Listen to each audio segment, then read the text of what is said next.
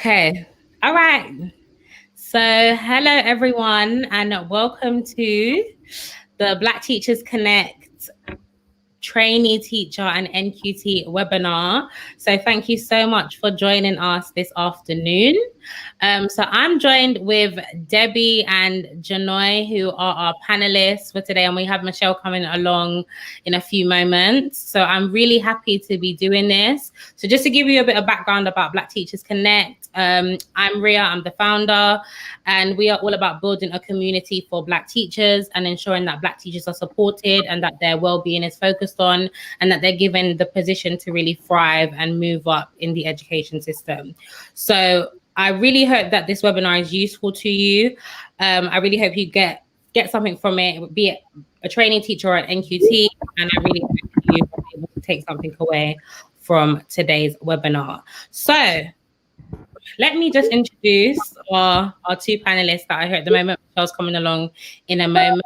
So we have Debbie here and we have Genoa. So Debbie, would you like to just introduce yourself to everyone? Hi guys, I am a secondary PE teacher with geography. I teach Key Stage 3 and 4, and that includes GCSE PE and only Year 7 and 8 geography. I became a teacher through the Schools Direct route, but I don't think it was the typical Schools Direct because I didn't necessarily have to do the ABA system. So I'll explain further about what I had to do. But yeah, so that's me, PE with geography, and I'm a secondary PE teacher. Okay, and Genoa? Hi, sorry. All right. Yeah, my name is Genoa Josephs, and I teach at a secondary school in Croydon, the Archbishop of Lanfranc Academy, amazing school. And the subjects that I teach are citizenship, history, religious education, and geography. So that's one thing you find when you work in the humanities department. So my route into teaching was quite straightforward. So I did my PGC at the Institute of Education, UCL, and I did citizenship. And so on that whole kind of route, you tend to do 2 placements for 6 weeks, I believe. And yeah, it was the perfect route for me, personally. Yeah, did I miss anything? Perfect. And Michelle, if you could just introduce yourself to everyone, that would be great.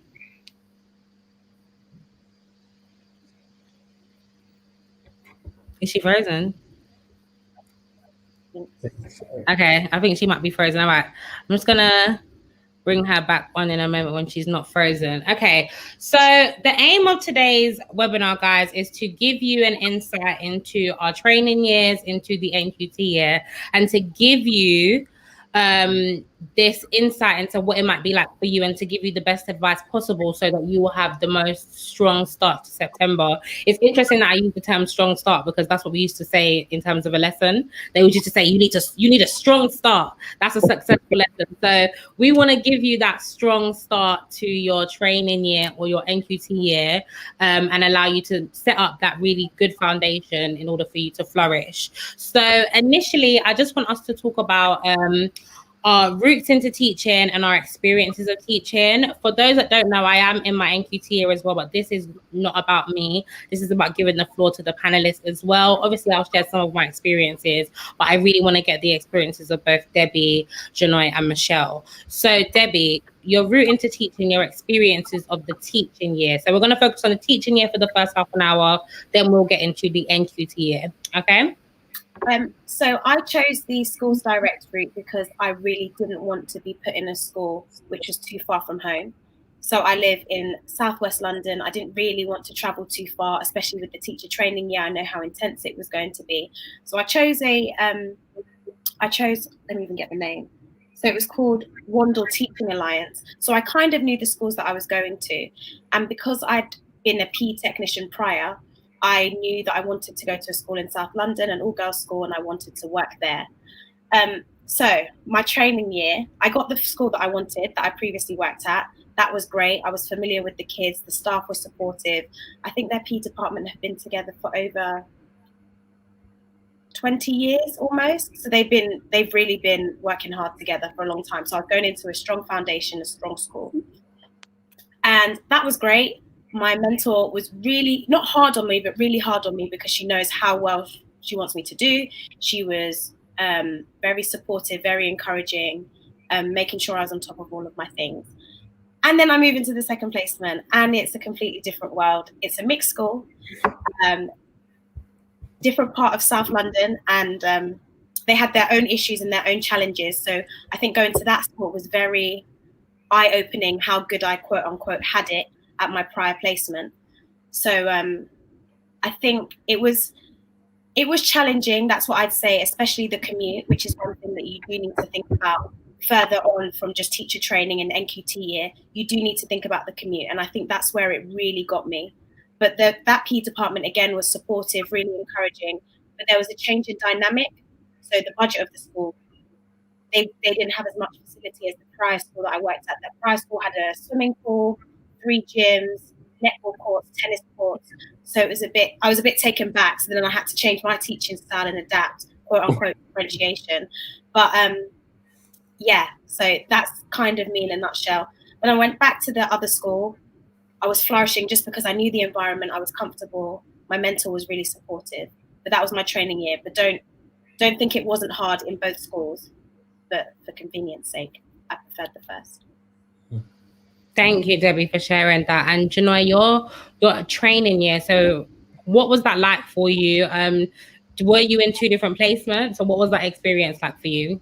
Yeah, so with my training route, I as I said before, I went down the PGC route, so which I did at UCL, and I thought that, and I still think up until today, that was the best route for me personally, because I didn't want to rush into the classroom. I really wanted to understand the science and the teaching and the pedagogy behind teaching, and I felt like the PGC route was a perfect route for that, in the sense that I spent the first 2.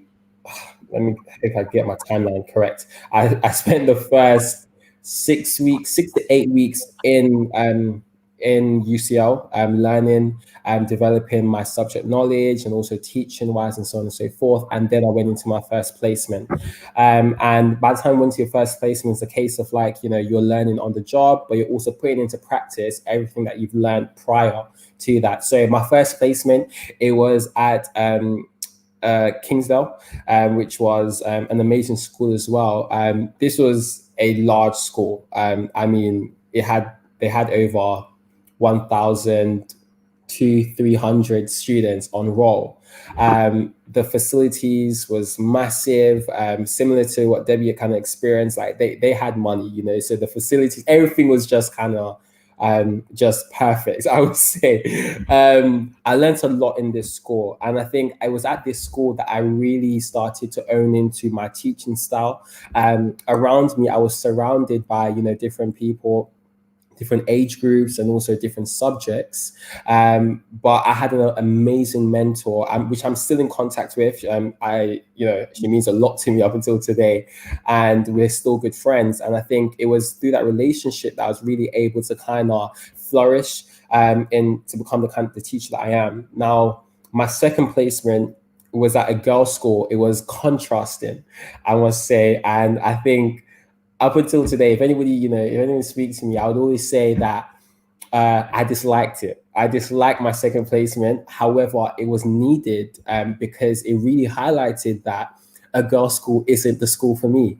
And it also highlighted to me that, no matter the change in dynamics, as long as the foundation is still the same. So again, I found that this placement, that the kind of teacher I was, one that really depended upon relationship building and so on and so forth, really flourished. And because what you tend to have the tendency with is that, if you've done well in one placement, you think, oh, maybe it was just that school.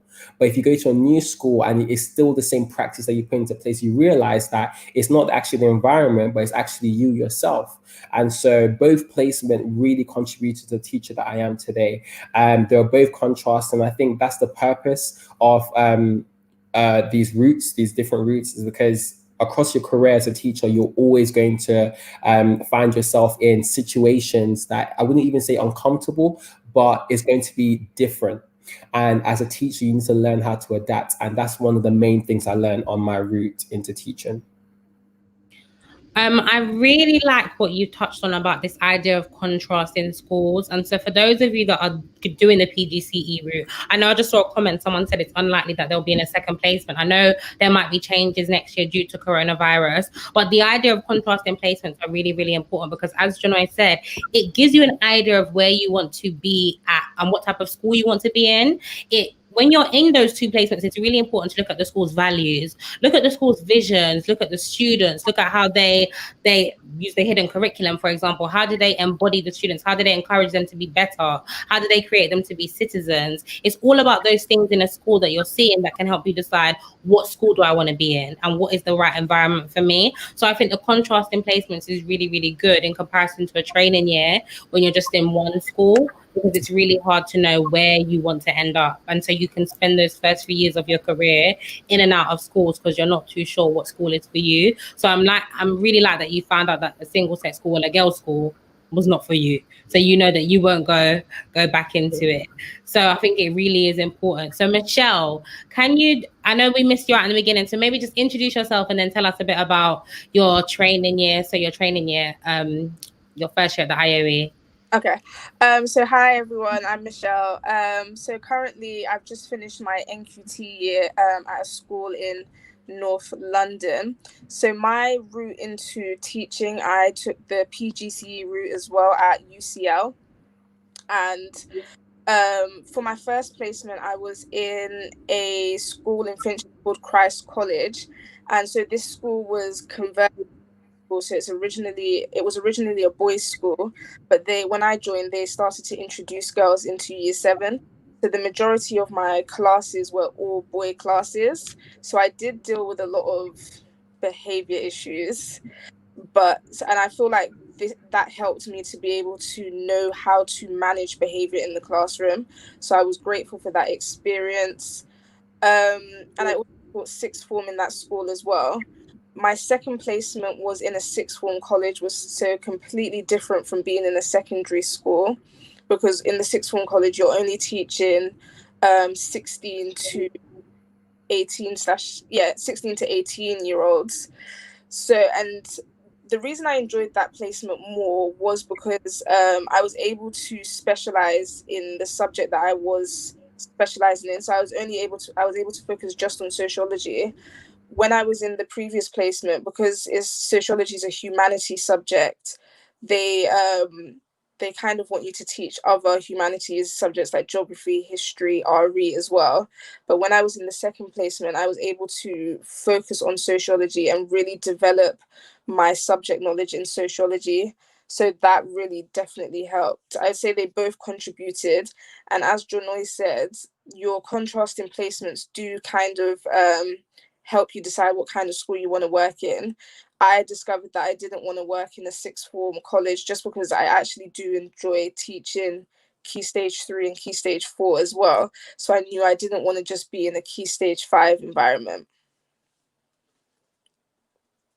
Okay, thank you so much for sharing that, Michelle. And I think it's really important for those that there are routes into teaching where you can take through to like post-16, so post-compulsory education, PGCE, so you're only teaching in a sixth form college. But I'm guessing that most people in here will be teaching Key Stage 3 and Key Stage 4, unless you're doing primary as well. And so in that case, you'd be in a primary school. I know some of us, we didn't really touch on timetable. Michelle kind of touched on it when she was talking about the sixth form college. So in your initial training year, your timetable is significantly reduced. If I'm not wrong, I believe that my first placement, it was like 8 hours a week. I think I was teaching about 8 to 12, but that was a gradual build up. So it wasn't 12 in the first like 3 weeks. It was a gradual build up. So if you're going to do your PGCE, it will be a gradual build up of teaching. So you should be on a maximum of about 12 to 13 hours a week. When we talk about the NQT year, that pretty much doubles. So it really doesn't necessarily prepare you, because it literally is like planning 12 hours a week, and then boom, NQT could be like 25, and you're like, wow. And so even when you leave your NQT year now and you go into your RQT, you could be on a full timetable. with just PPE time. And so that's just planning and preparation time. So planning and time that you're going to have is something that we'll talk about when we look at the NQT year as well. Just a quick question to any of you. Did any of you have a form, or were you supporting a form in your training year? Oh, yeah. Do you want to talk, Debbie? Do you want to start off? In my first placement, I had a coaching group, form group, and I was supporting.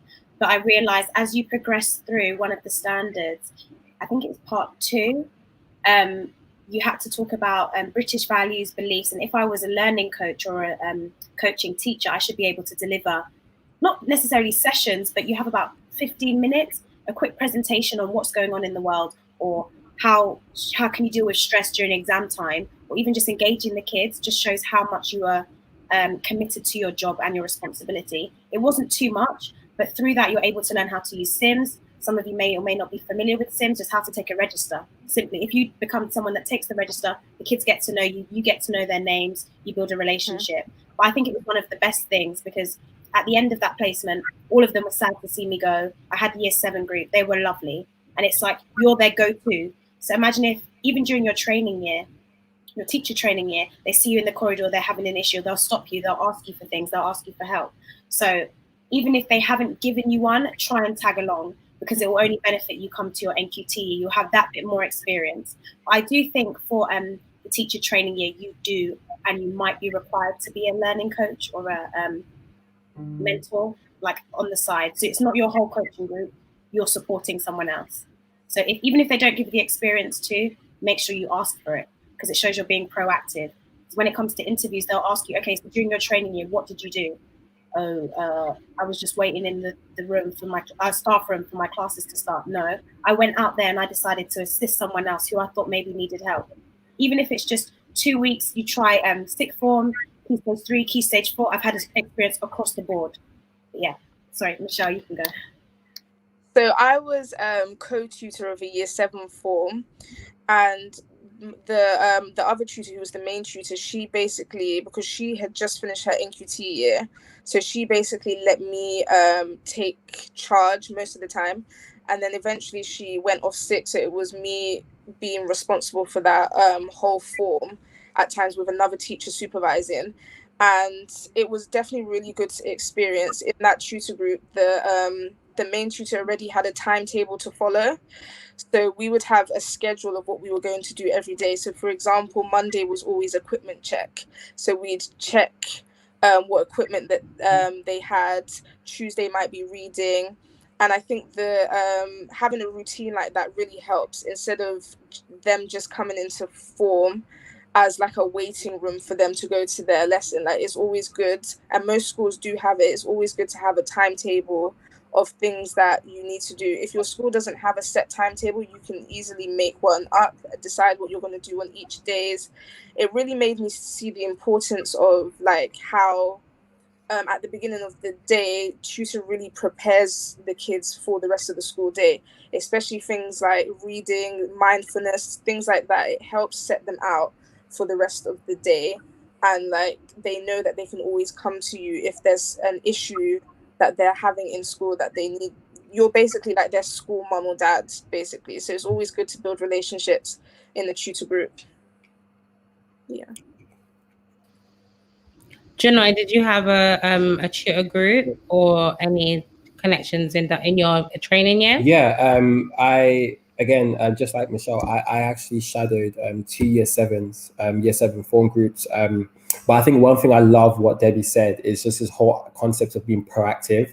I don't believe I was proactive. I think I was very much reactive, and I was given the form, and I think most of the times when I would come in the morning, I would literally just go to the back of the class and I'll just wait until it's time for me to go to my lessons and, start my own lessons. And, there's a couple of times where I think I dozed off a bit and I was just like, oh my gosh, this is so long.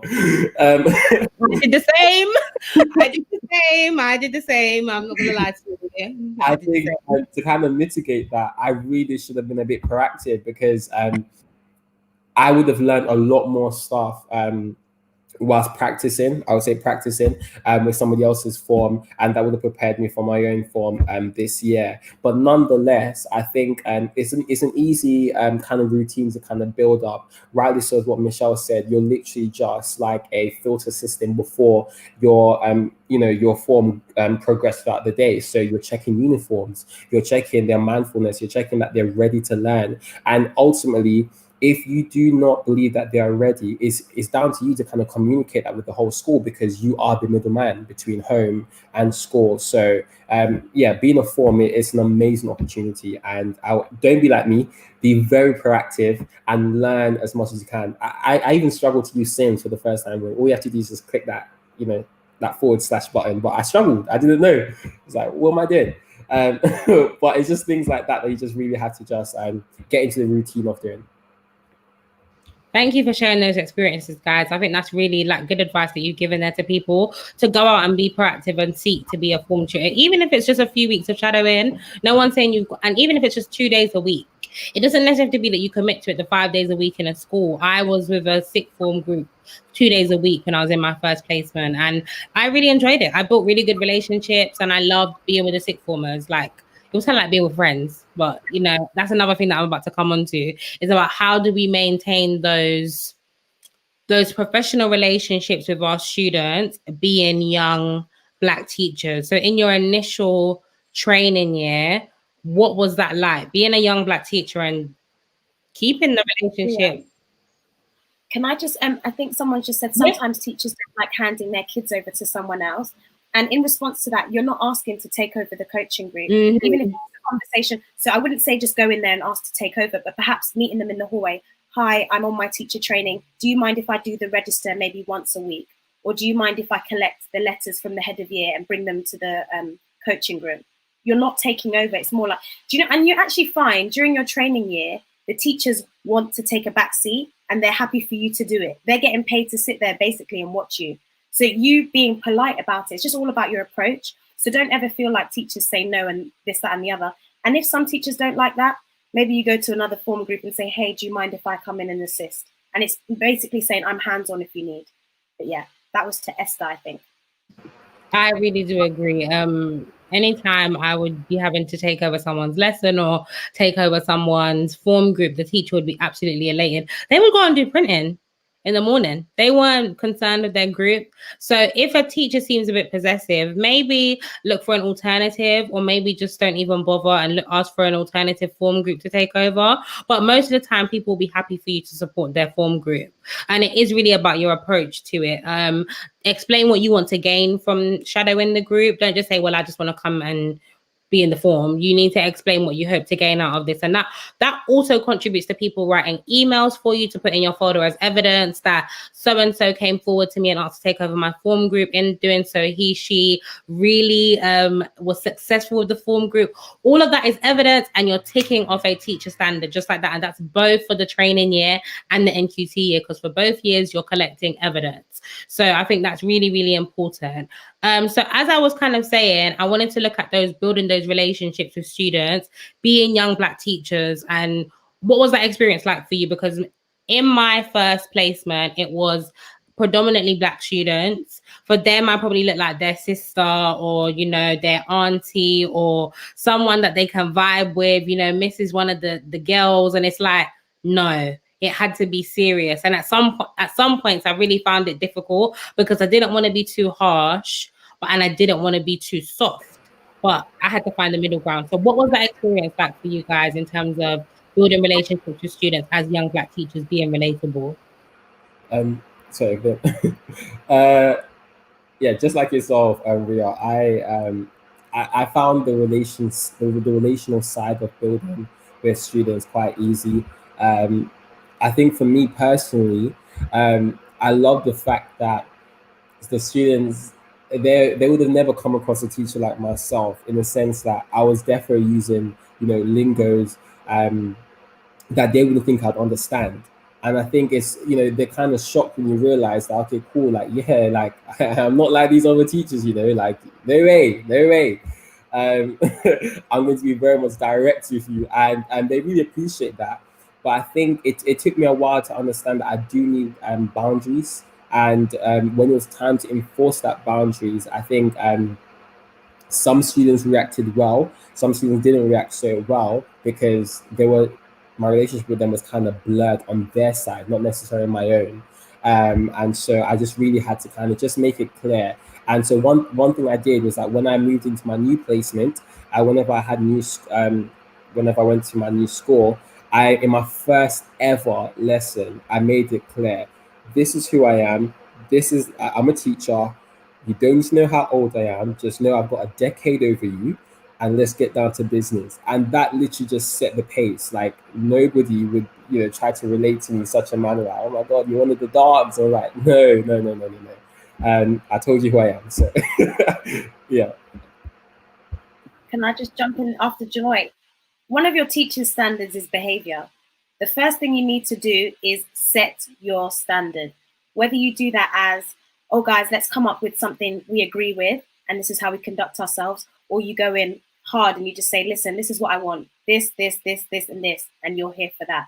You find what works with yourself, and it's all about setting the boundaries up first lesson so no one's confused. So first lesson off at the start of term, set the boundaries. After half term, set the boundaries again, every single time. So that way, as you're teaching throughout the years, they know what to expect with you.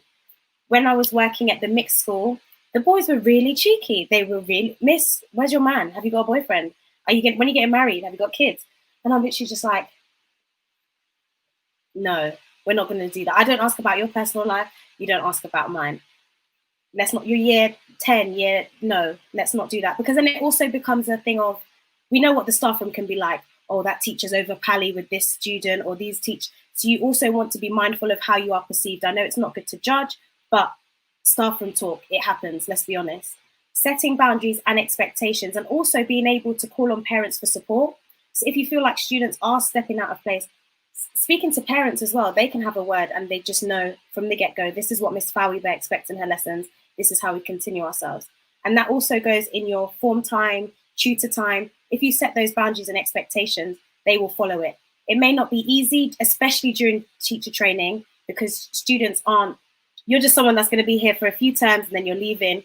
They don't really care. But if you show that you are expecting something, they expect the same from you. So don't set boundaries if you then come to their lesson, your lesson isn't planned, you're not ready to teach, you seem somehow blasé, they're going to notice that. So you give what you get. So be respectful towards them, and God willing, they're respectful back.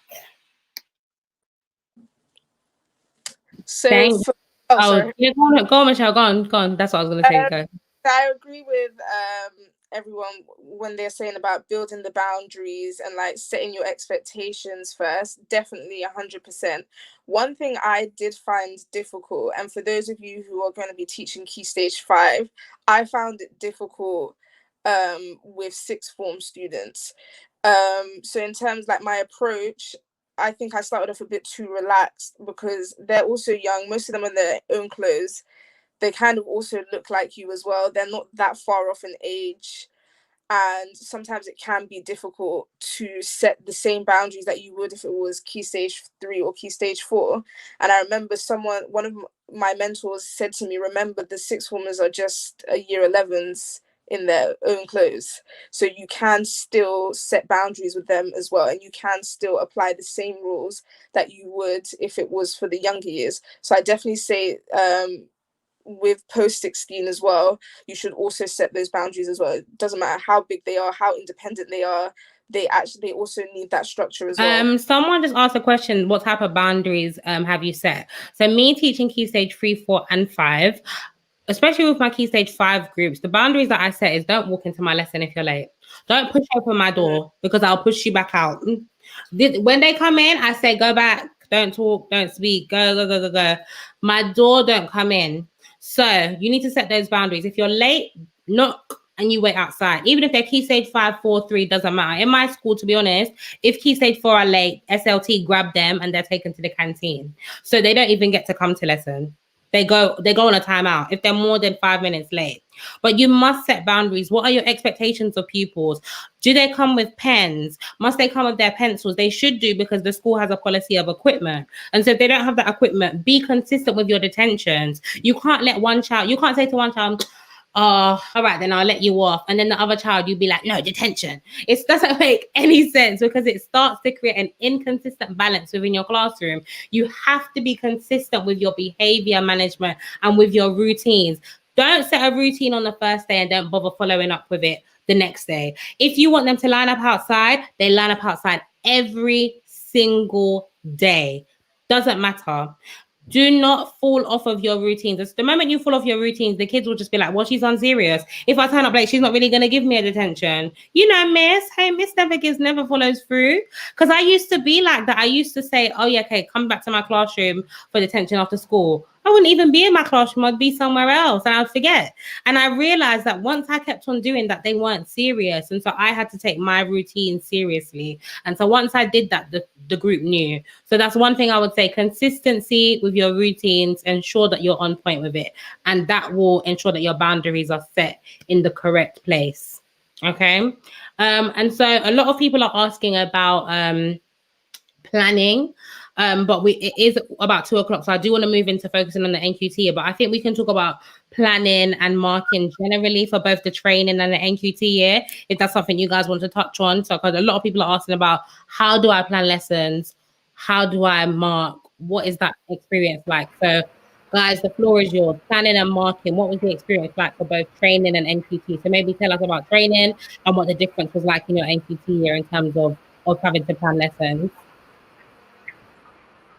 So can I just add, before we continue, somebody said United for Kingdom Training Center, ensure that your boundaries line up with the school's behavior policy, 100%.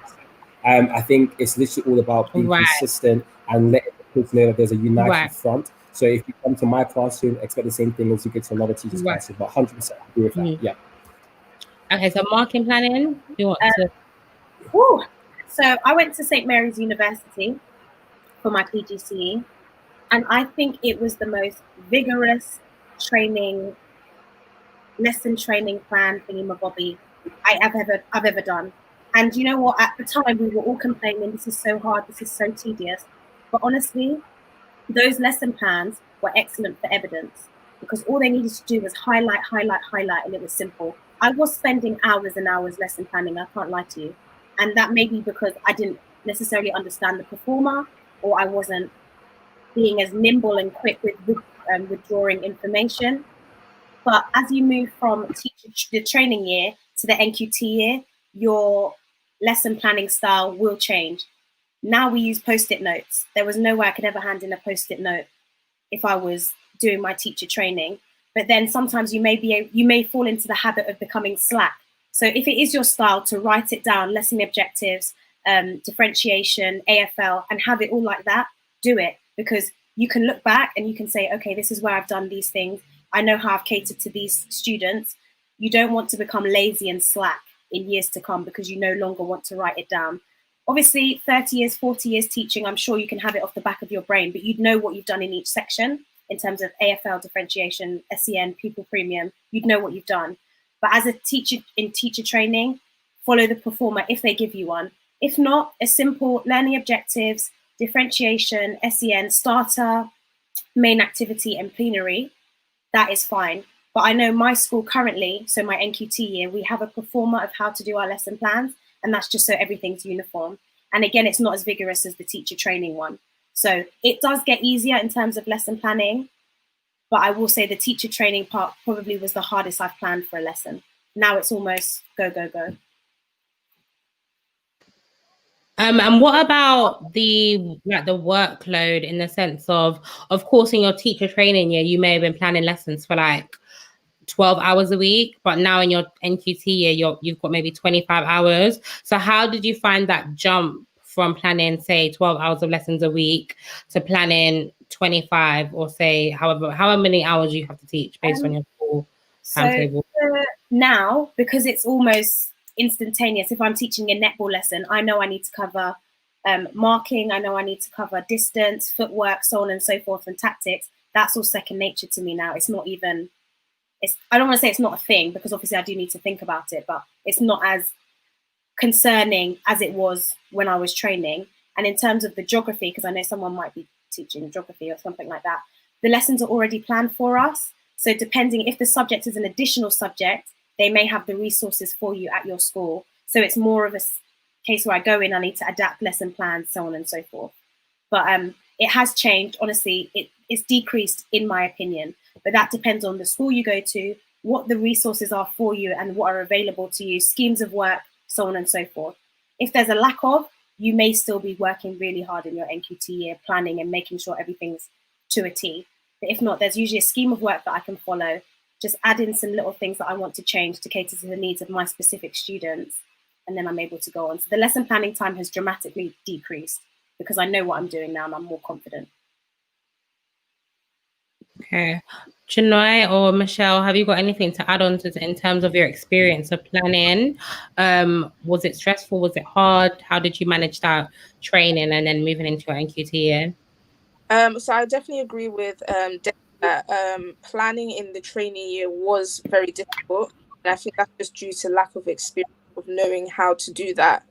So I definitely feel that you do spend a lot of hours planning in your training year, and that is expected. But as you progress and as you mature, you do start to understand what is required in each lesson and what you have to do for each lesson, and it does get a lot easier. One thing that did help me in my placement, as they told me while I was at UCL, was to always plan as a 2-lesson sequence.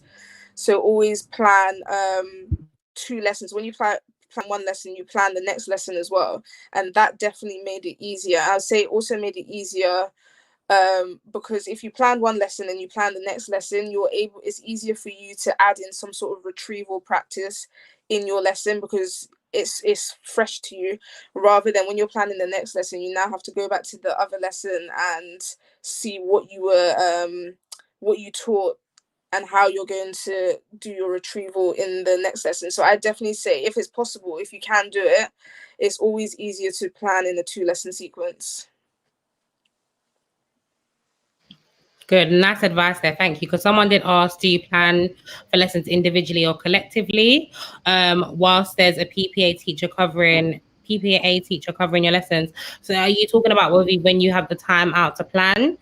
No one will cover your lessons. You just have your timetable will have like allocated periods where you have frees, and those frees are supposed to be used to plan. So obviously in your training year, it will be a lot because you won't be teaching as much. But in your NQT year, trust me, the time flies. I used to say, oh my gosh, I've got a free period. Yay. But by the time I sat down, the bell went. I had to get back up. There was no free periods. We just there. It's a mind. It's just in your mind. They disappear. So planning is something you really have to take time out to do and figure out when in your schedule you'll do it. So Genoa, you want to just give us your planning experiences? Yeah. Like Michelle, I teach, because I work in the humanities department, so I teach multiple subjects, so citizenship, religious education, history, and RE.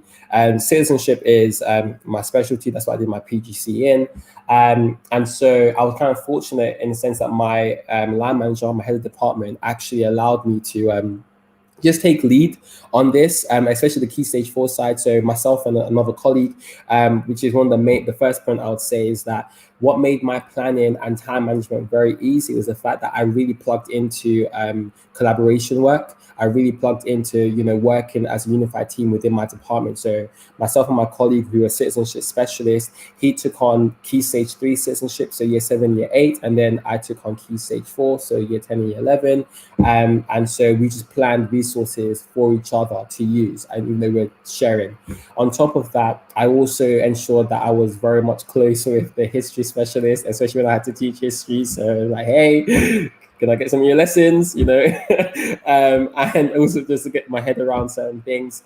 But I think what really helped in terms of the time management was the fact that I put my hand up and I said, okay, I don't know, especially for the subjects that I'm not a specialist in, I don't know what I'm doing. So I made sure I reached out to my colleagues and asked them for help, and they were more than happy to help me. Resources were already planned as well. So it's just a case of just, not leaving the lesson plan up until the last minute when you're teaching a lesson, but actually look over the lesson like the day before or even a couple of days before, so you know what you're talking about. But again, when it comes to marking, what really helps a lot is your school's marking policy. I'm fortunate enough to work in a school where you only need to mark one piece of work every 3 weeks, right? So you mark twice every half term. I've been in schools where you had to consider a 2 week turnover, and that was so stressful. Imagine having 15 classes, over 25 students in there, and it's a 2 week turnover. So I think those two things, collaboration with your other members in your team, and also your school's marking policy. And thirdly, I would say is that my department is quite notorious for having templates. So we have templates. So when it's time for peer-to-peer marking, when it's time for teacher marking, and when it's time for self-assessment, and we incorporate these 3 different styles of marking to actually focus on feedback. So those are the 3 things that really helped with my time management.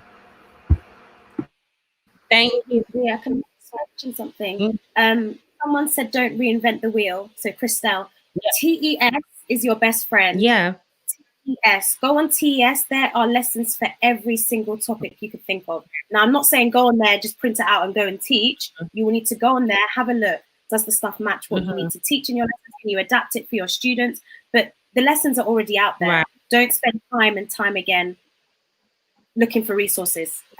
Creating resources, sorry. Thanks. Did any of you experience working with members of the department that were unwilling to share their resources?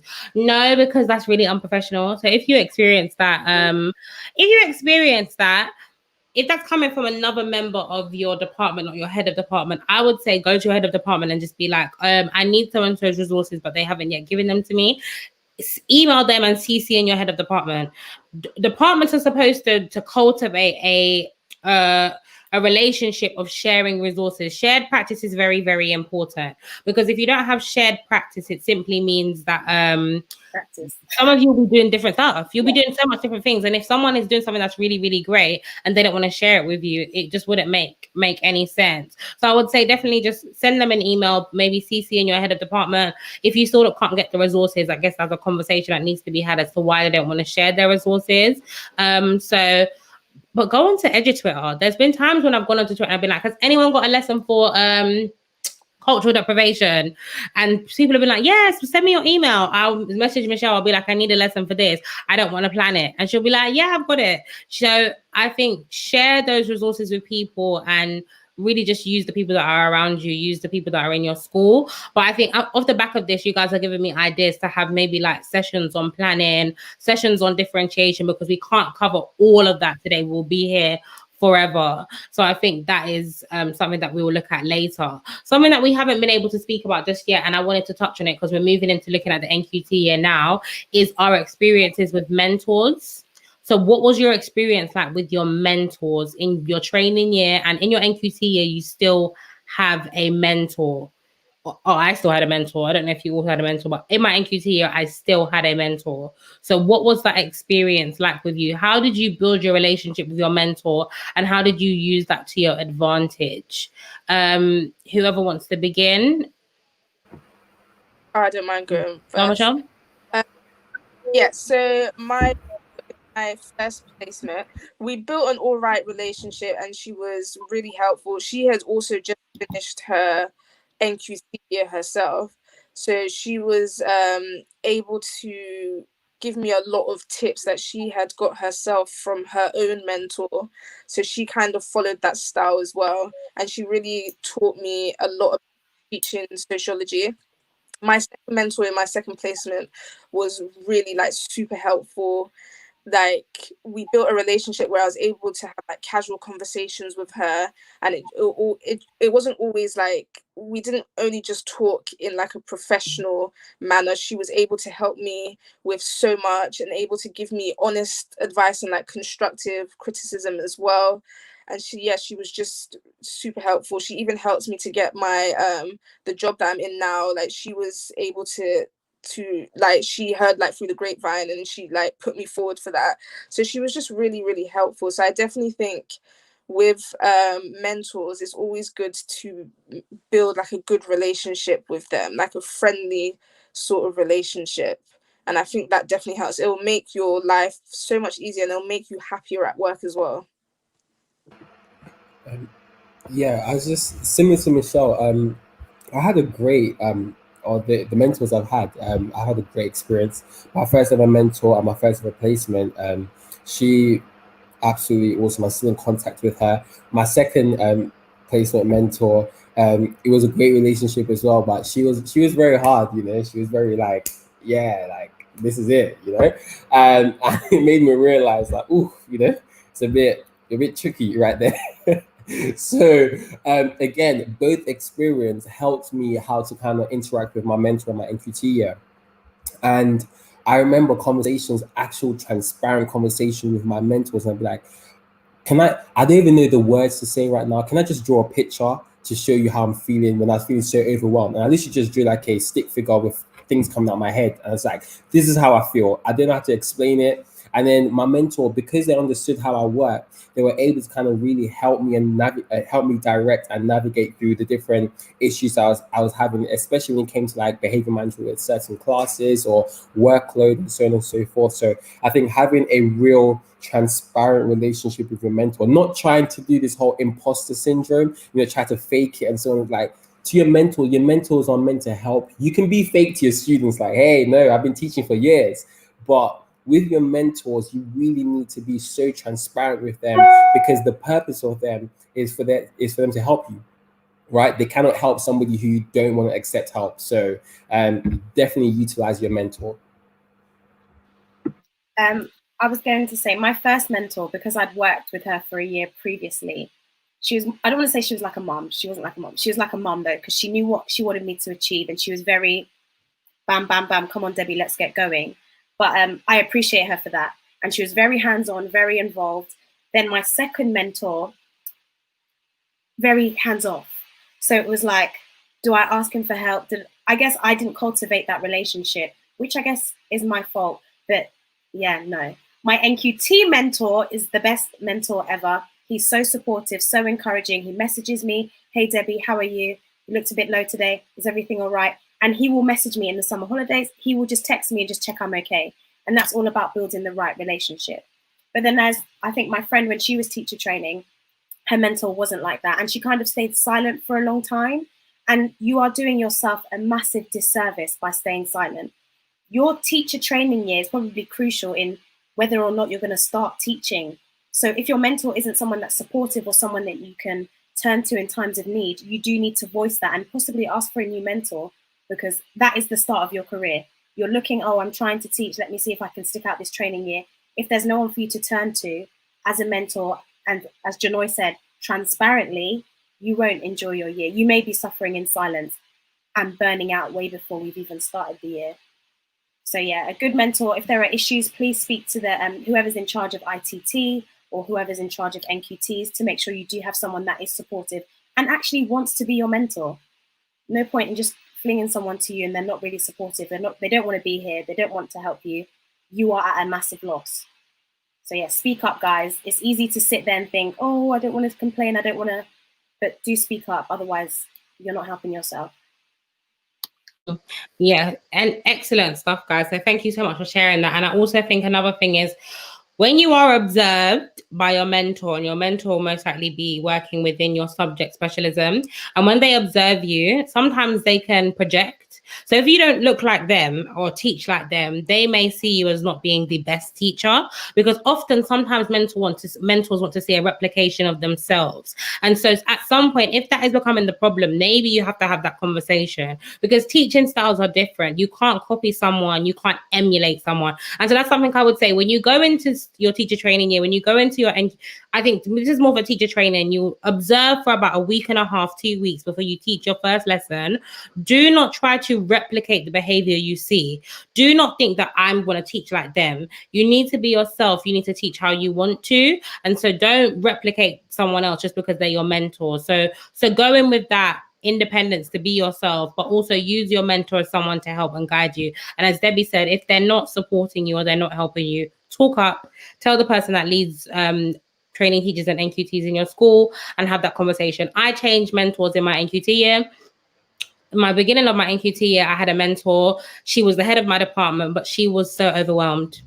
She was so overwhelmed. She couldn't manage being my mentor. And so she was literally crashing and burning. My first report that she had to submit, she never submitted it. My the person that leads my NQT year had to basically force her to write it. She wrote it, and basically they give the NQT mentors a performer. What she did is she took that performer, took out the name that they put in there, and put my name. And they had to say to her, "You've literally just copied and pasted. You can't submit this. It's not going to work." So I asked for my mentor to be changed, and I literally said to my school, "If you don't change my mentor, I'm going to go to a school that's going to support me on my NQT year. So you make that decision," because my school was known for having the best NQT program. And so always ask. Those closed mouths do not get fed. So if you're suffering in silence, no one will be able to help you. So ensure that you really do ask. So when I changed mentors, even the second mentor they gave to me, she wasn't amazing, but the job got done and I managed to pass my NQT year. So I think it really is important that you really ask for a new mentor if they're not helping you. So yeah, that's mentoring over. I think that's pretty much like the training year covered. I want to focus a bit on the NQT, and I think, how do we move from training to NQT? We secure a job. We secure money. The big difference between the training year and the NQT year is the money. And there's been a lot of questions about, how do you get the job? When do you start looking for the job? And how do you negotiate pay? And so I want us to focus on those things for a little bit. So how did we initially find our jobs that we're currently in, guys? So when did you start looking for a job? When did you start applying? How did you get your current job as an NQT? So the floor is yours. I think for me, there was a rush of everyone. Oh my gosh, I'm applying for a job. Let's look for a job. Let's look for jobs. And that's all in my cohort. So I was like, oh my gosh, don't leave me. Let me look. So I was looking and then I stopped. And then funnily enough, my head of sixth form messaged me in September and she said, oh, we're looking for a new PE teacher to start. It will be part-time. I said, sorry, miss, I can't because I'm still teacher training. In January, she messaged again and she said it's full-time and they're happy for someone to start in September. This was all through LinkedIn. So I said, do you know what? I had a great time there at sixth form. Why not? Let's do it. That's when I applied. But throughout that time, during my teacher training, so many people were applying for jobs. They were not necessarily, some weren't getting them, some were getting them. There's a lot of pressure when the whole cohort has a job and you're literally just looking to the left and the right, like, will someone hire me? I saw someone ask about how do you look for the right jobs? I said, of course, I enjoyed my time at sixth form there. That's fine. But let's be real. Do I want to work there? So I said, can I come in and can I have a look at the school? I sent an email. They said, sure, tour around. Had a look, saw a few PE lessons, thought, okay, this is nice, asked a few questions. And for you, you know the right school because do you feel out of place? I know it's only like a 30-minute walk or a 30-minute tour, but have a look at their visions and their mission statements. If it's a faith school, do you think you want to work in a faith school? Do you prefer to work with all girls? Do you prefer to work in a mixed school or a boys' school? Know what you want. And then when you know what you want, you can start looking at the school and saying, does this fall in line with what I believe in? Or does this fall in line with what I can see myself representing at the end of the day? Because when I'm tweeting, although I say all views are my own, my employer can literally just see my tweets and say, Debbie, this isn't what the school's in line with, what's going on here. So making sure you understand the vision for yourself and what you believe in and having a look if the school represents that. Now, of course, even on the interview day, when you look around, the kids will be perfect, 100%. So take everything with a pinch of salt. If you see some kids being too rowdy and you're thinking, I don't think I'll handle that as a teacher, next school. Don't just sell yourself short because the whole cohort is, oh yeah, I've got a job now, I've got a job. No, make sure you're taking your time and you're genuinely trying to get to know the school. Read reports, ask them questions.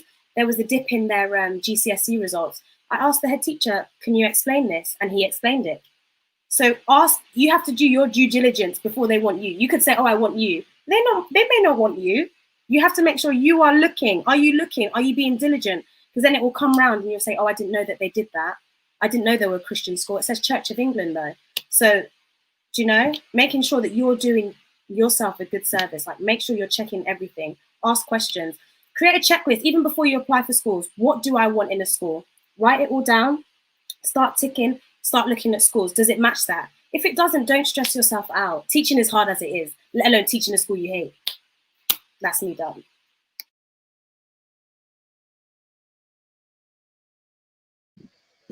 Genoa, your No, I think Michelle can go first, yeah. Oh, Michelle. Okay, Michelle, go. Okay. So I started looking for my school, I think, just before Easter, because I think it's around Easter time where they usually put up the job adverts. So yeah, I started looking and I applied for one job and I went to the interview, and it was a bit further away from where I live, so I already wasn't too keen on it. But that first interview taught me, it taught me so much about interviews. So again, when you're applying for jobs, it doesn't really matter like how many you apply for, because I feel like they all teach you something. So in my first interview that I did, the feedback that I got was that I wasn't that great in the interview. So then that was something that I knew that I needed to work on. So when I did go for my second interview at another school, I was able, what I did was by preparing was I practiced interview skills, and I practiced like answering questions that might be likely to come up, and I was able to be successful in that interview. So I would say like go on as many interviews as you can to help prepare yourself, to help get the nerves out, just like help you as much as you can. The people in your school, in your placements schools, utilize them. They can give you a lot of advice. I know that my second mentor, she had actually previously worked in the school that I work in now, so she was able to give me really good advice. She was able to tell me about the school's values and what things that they look for, and because she had told me that, I knew what I needed to do in my interview, in my interview lesson as well. Like I knew what they would be looking for. I was able to like basically sell myself, which was good. So I definitely say preparation. Don't In terms of preparation also, don't like don't make it sound rehearsed either. So that was something that I was told as well, that when you're preparing and that you're planning how you're going to answer certain questions, when you get there, just make it seem natural and organic. Don't make it seem like this was rehearsed and you're literally rehearsing something that you've practiced. So just be yourself, but also be professional and know how to answer the questions as well. Yeah, that's good. You know? Yeah, both Debbie and Michelle has said like awesome tips. There isn't much I could really say, but I think for me personally, it's gonna sound weird, but I actually applied to my current job through banter, like in the sense that I genuinely just wanted to kind of get it out the way, because quite a lot of people are saying, "Oh man, this process is so rigorous. You may not get the job." Or so many people are going for interviews and not getting the job, and so I was getting quite anxious and nervous. So I was like, wow, like you're really making me feel some type of way. So I actually, just wrote my personal statement. I really put a lot of time into my application, and I just sent my application off, not actually expecting to hear anything back. I just wanted to at least know that I've done my personal statement, which I could always tailor for future jobs if I may start looking for that, when I start to look for that. Because I think for me, I really wanted to kind of get quite a lot out of my second placement, and kind of come towards the end of my my training year before I started to apply. Some people may say that's a bit late, but I think for me personally, I was waiting on the right school, and sometimes you may not get the right school. And I think I had to kind of change my mentality and just apply it. So I think I'm happy that my cohorts and people in my secondary school placement was actually applying for jobs. So when I actually applied for a job, they liked what they saw on the application. They invited me in for interview, and I had to do a quick teaching kind of thing, and then again, even after I finished that, I literally left saying, "Man, thank you so much. Thank you so much for this opportunity. I don't know if I'm going to get the job, but at least I've kind of got the first one out the way, and so I'm ready now for the second, like when I start to become a bit more intentional."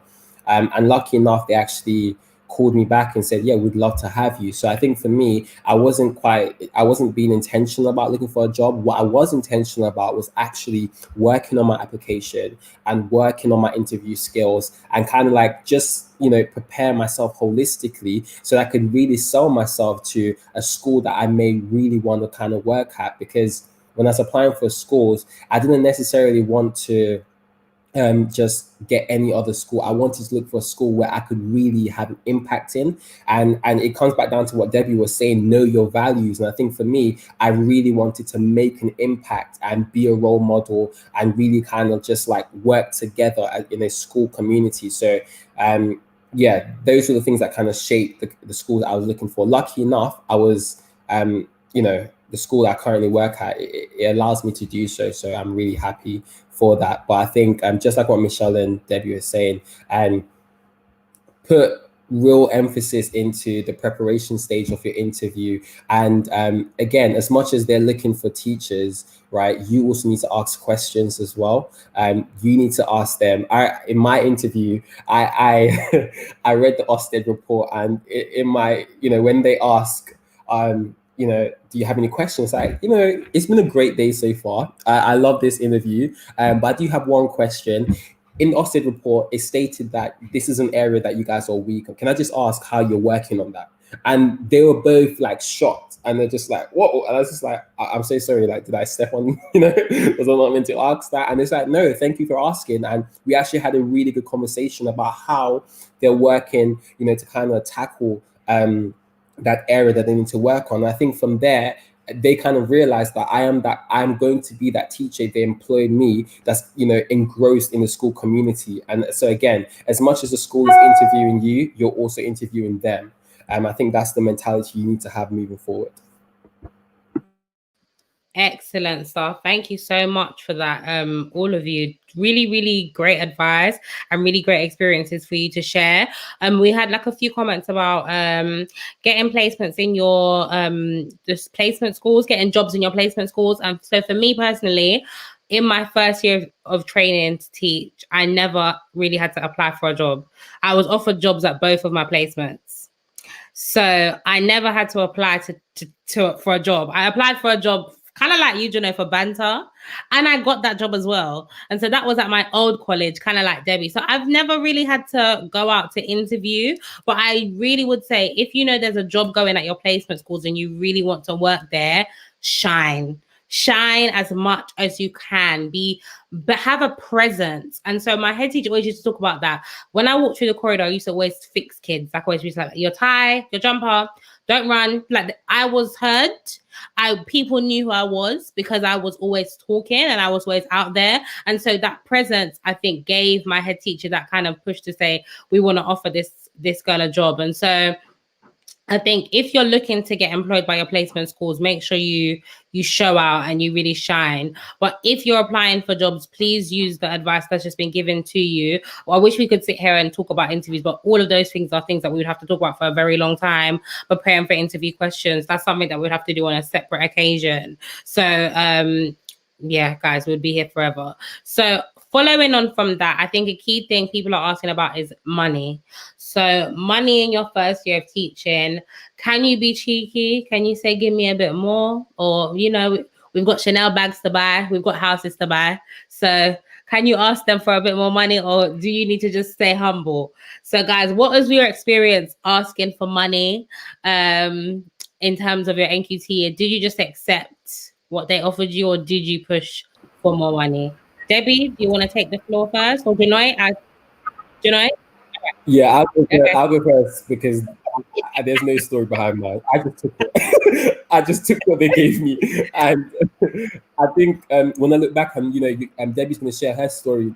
I really wish I said, hey, can I get this? Can I start on a different salary? But I think for me, I was quite humbled in the sense that, what. I was grateful to be given a year 11 class. Most NQTs don't tend to kind of get year 11s. I think they tend to get the most experienced teachers. So I was fortunate to kind of get a year 11 class. So I thought to myself, I'm starting off on, the starting salary M1.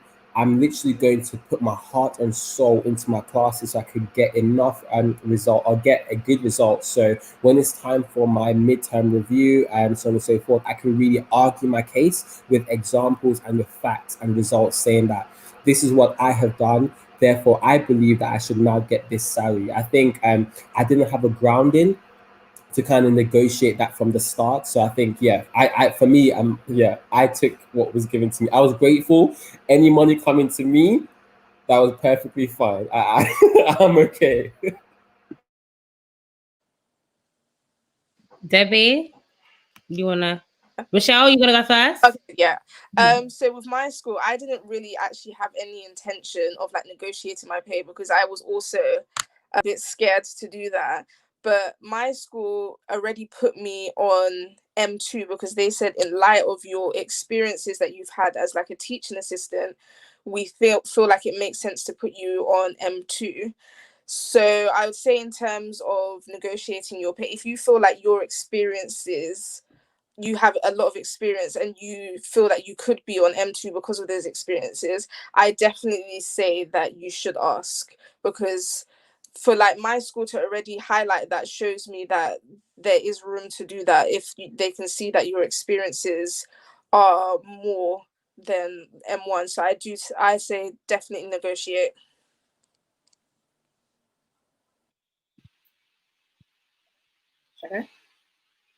Okay, so I negotiated my salary. I got the job and I thought, so someone was asking about the interview process, but let me explain my process and then it will make sense what happened with me. So I applied for the job, I got the interview, I taught a PE lesson, we had an assessment where I needed to write a scheme of work. Then we had an interview with the student panel at the school, and then after the student panel, people got sent home. So I was just looking around like, okay, so they've given us lunch and then they're sending people home. Then there was the senior leadership interview, and that was with the head teacher, head of department, and assistant head. And then we left. Everyone said bye. So I got a phone call on the Friday. So the interview was the Wednesday. I think I got an interview on the phone call on the Friday to say that I'd got the job. And I was literally just like, oh my gosh, yay, I've got the job. I think I accepted the job. And then I was wondering, I thought, but Debbie, you've got all this experience. How are you going to go in on M1? And then I asked another network of people. I asked someone from my uni, actually, her name's Kemi. I said, Kemi, I've just got a job. I think I've got experience to ask to go in on M2, but I'm scared. How do I ask? I also, go on. Debbie, just to pause you there, I think people are asking about M1, M2. So guys, there's a M stands for main pay scale. So teachers are paid on the main pay scale. And then you can move up to the upper pay scale. And there's something called TLRs. And so that's teaching and learning responsibilities. That's extra money. So Debbie, sorry to pause you there. Just the lingo. But yeah, go on. So I said, Kemi, I need some help. I also said, Emma, I need some help. I think my mentor from uni was a bit reluctant, but she said, try. So I said, okay, I'm going to do it. And then Kemi said, go for it. Just go for it. Just ask. I said, okay. So I composed an email, a long email. I listed what I'd done as a PE technician. So someone said they're a teaching assistant.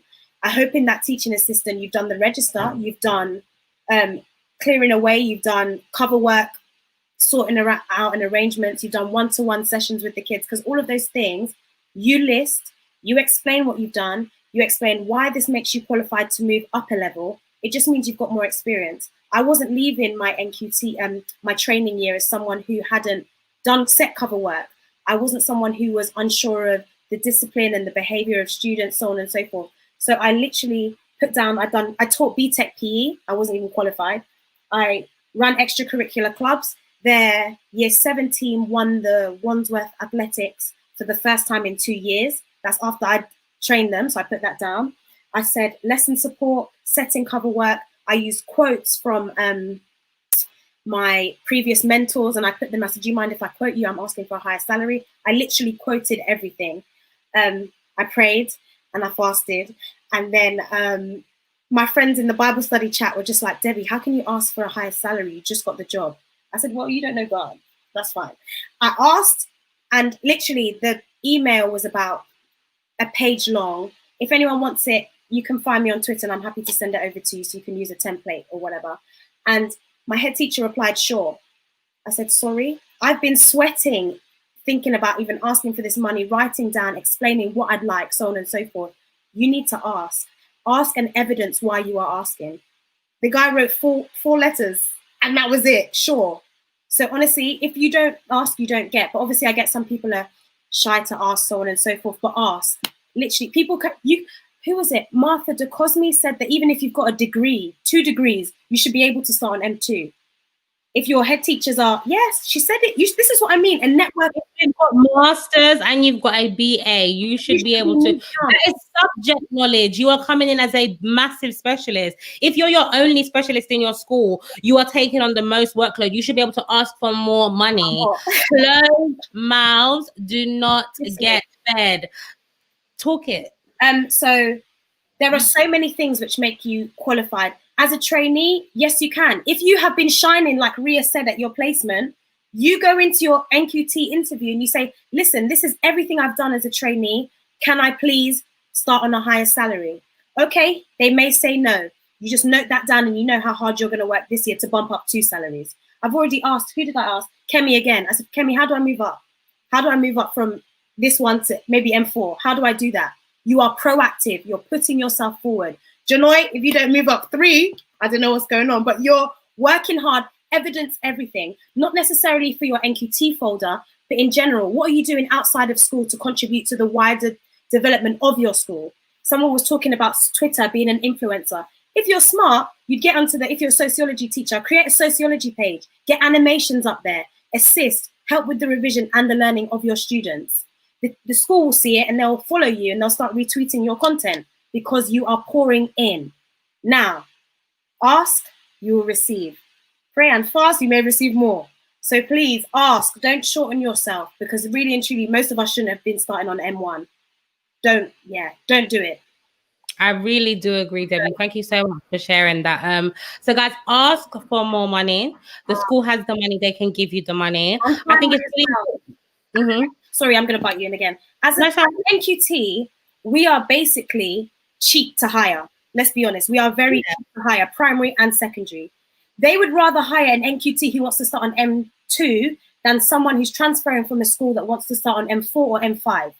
Think about it. Yeah, I'm done. Exactly. And I think it's really what the idea of collecting evidence, guys. I'm not trying to scare you, but after your so this year in our NQT year, we'll automatically move up 1 again. But after your NQT year, you basically need to start asking for money because you're going to be performance managed. So in that sense, you are going to have to begin to ask to be moved up. For most schools, you are moved up based on your observations for the year. You're based on your results. And so after your NQT year, you're asking for money. So why not get into the habit of doing it from the moment you start training? You may as well start asking, even if you get shut down.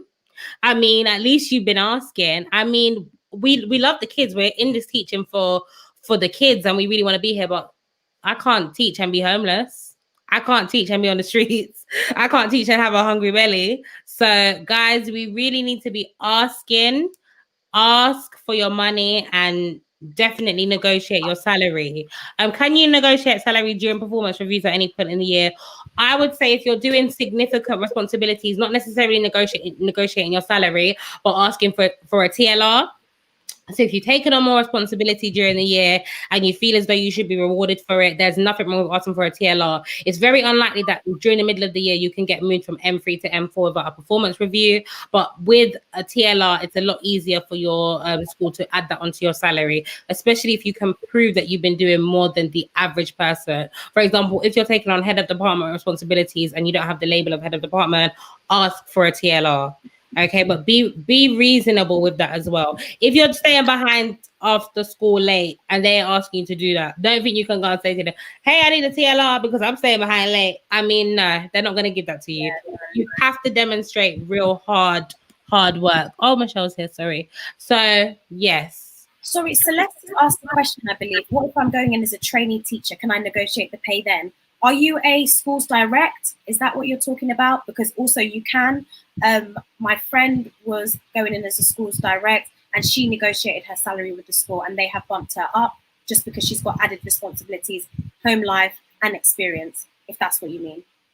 If it's school direct salary, it's a bit difficult to negotiate that salary. I think that's kind of that's quite fixed. But as when you move into your NQT, when you're no longer training, when you've received QTS, that is the point to begin to negotiate the salary. And there's nothing wrong with, and don't sign a contract before you've negotiated.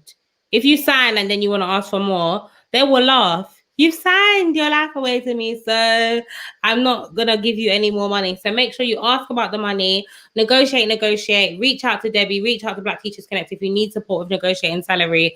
Twitter has a whole host of people that have negotiated salaries before, and they'll be willing to help you. So don't just go in alone. Don't think you deserve to start on M1. Don't listen to Boris Johnson talking about raising teacher pay. He'll raise teacher pay in about 50 years' time. So don't be waiting on him to say he's going to raise anything. So ask for your money, get paid, buy your Chanel bags. Okay? So next up, we haven't spoken about observations.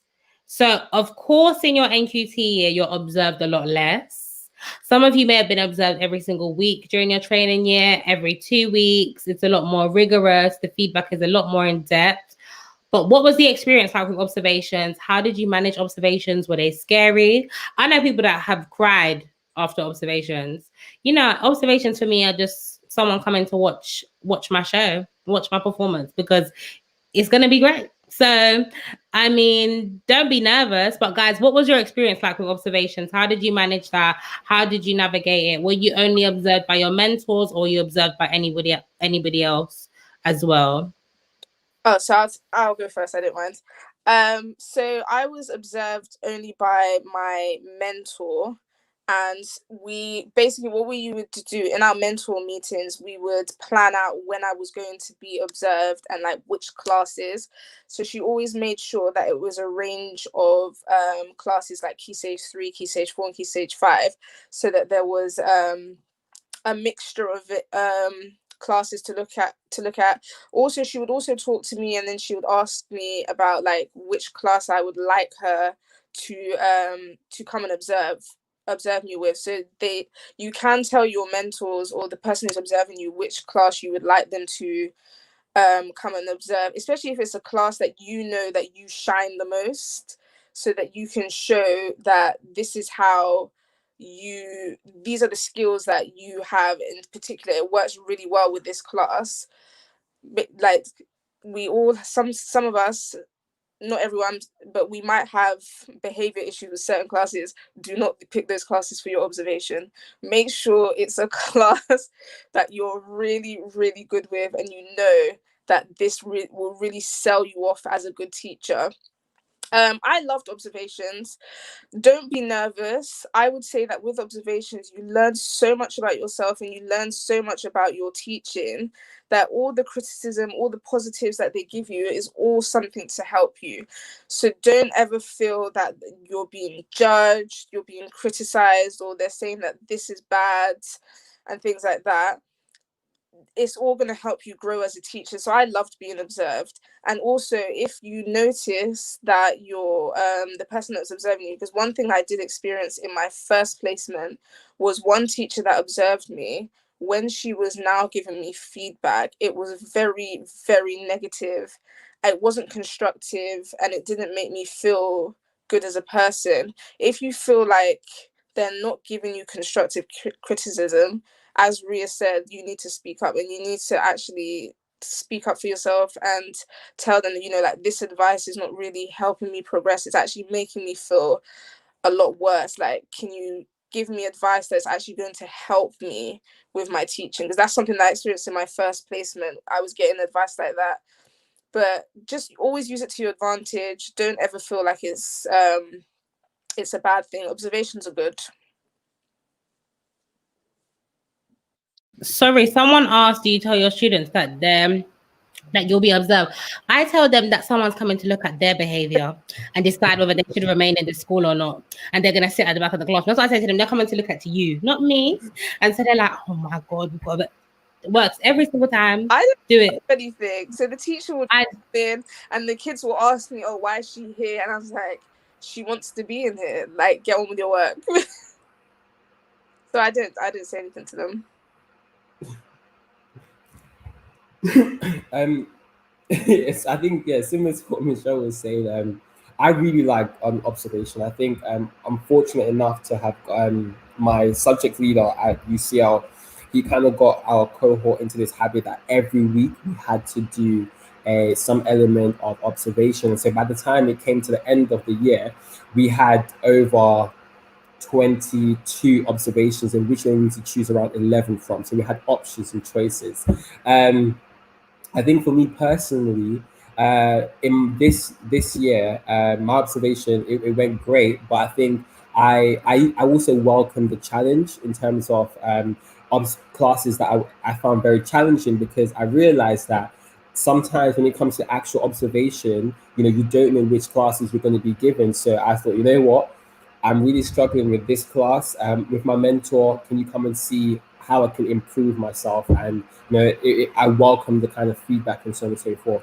A key thing that Michelle said is that whenever you have an observation, they need to give you constructive criticisms, feedback that's going to actually like better you and better your teaching style and so on and so forth.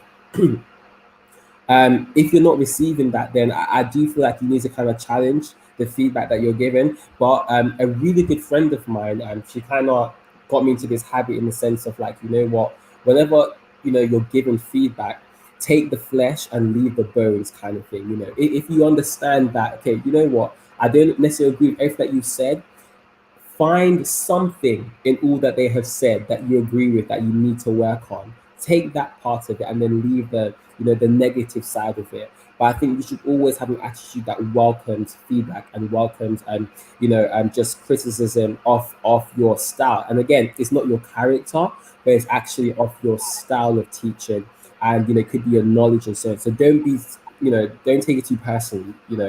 It's to better you ultimately.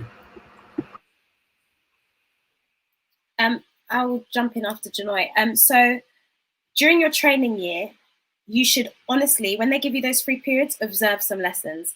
Yes, in the same department as you, but also let's go cross-curricular. What Ofsted is talking about cross-curricular links. How are you seeing how students act in an English lesson compared to a PE lesson? What can you take from that English lesson and implement into the PE lesson? What can you take from French and put into economics or whatever the subject is?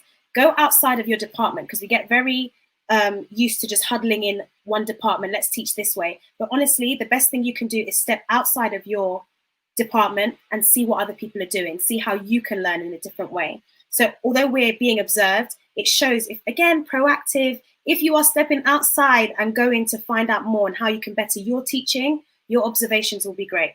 I can't sit here and say all of my observations were excellent when I was doing my training, because they weren't.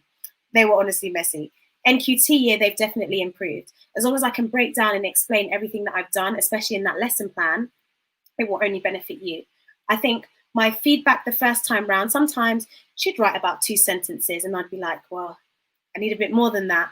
But honestly, take everything with a pinch of salt. You're not trying to replicate them. You're trying to find your own groove. And along the way, you'll pick up some stuff from different teachers and you'll put that into your classroom. But as long as you are trying your hardest, teachers know. They observe us for 30 minutes or even the starter or the plenary. They know they're not going to get you in that entire bubble. But, as long as you put your best foot forward, I get it. When there's cause for concerns, maybe you just take a step back and you start reaching out to different people in the department. Observe some of your department as well. My head of department currently is honestly the best for this. He really wanted us to observe other teachers in the department. He wanted us to share good practice each week. So in our meetings, we share good practice with one another. And it's honestly great because we're continuously learning. As long as you take on with the extracurricular stuff, you'll go far. Don't worry, like it's scary, it's daunting, but honestly, what can they say to you now? You're awful, you won't pass. No, you say, excuse me, how do I improve? That's what you ask. I really agree. Go on, Tanan. Yeah, I'm just going to add on to what Debbie was saying. I think another element of being proactive as well is that when it's time to have those meetings and after any observation, you need to be self-reflective, so you need to actually like reflect upon your own lessons and so on and so forth. So before the person even opens up their mouth, you say, you know what? Yeah, that lesson, it could have gone better because of this, and that. However, I do see this. And then I think before they could even lay on you, you've already laid it on yourself and just be like, yeah, this. So in essence, they should actually like reiterate, what you've already reflected on yourself. And I think that is what makes a really good teacher, somebody that's very much reflective of their own teachers. I know that you haven't made it. You haven't made it. You are in the process of making it, and so on and so forth. Can I just quickly add, in terms of like also being proactive? So when I was teaching my year 12 class, like in the beginning, like around September, October, I didn't feel like it was going very well. So I actually asked the other sociology teacher who's been teaching sociology a lot longer than I have. I asked her if she could come and observe me and let me know what I could improve on. So you can also be proactive in that sense. And like, don't look at it as a way that you're trying to say that, oh my God, you're failing, because they're there to help you to be a good teacher. So if you want to, you can ask teachers to come and observe you. And so you can also be, as Genoa said, be self-reflective of your practice. And then so it turned into a thing where that teacher would then come and observe me every 2 weeks to see how I was following through with her feedback. And then I started to really, really improve. Sorry. Chelsea, you will have time to carry out observations in your NQT year. It's whether you choose to or have time to, in terms of, have I planned everything? And when I say observe in your NQT year, I don't mean sit in their whole lesson. Literally, maybe wait 10 minutes for the lesson to start, watch the starter, watch how they transition into the main bit and leave. You don't even have to stay for the whole lesson. I think that's sometimes counterintuitive to stay for the whole lesson. Yeah, so just quickly, just to add on to what no, it's fine. Go on. It's like, again, what she said, you don't have to stay for the whole lesson. You can even, before you go for the observation, like you could kind of decide what you're going to be looking for. Like if you want to know how the teacher starts a lesson, you can go in and just see that. If you want to know how the teacher ends the lesson, you can go in and see that. Just questioning. So just decide what you are specifically looking for, then you don't have to stay for the whole lesson. And honestly ask, because I think with my school, that I used to be told, go and watch so-and-so's lessons. They have very strong starts. Go and watch so-and-so. They do really good questioning. Every teacher has their strength. And at the end of the day, with your observations, you're not always going to have a strength.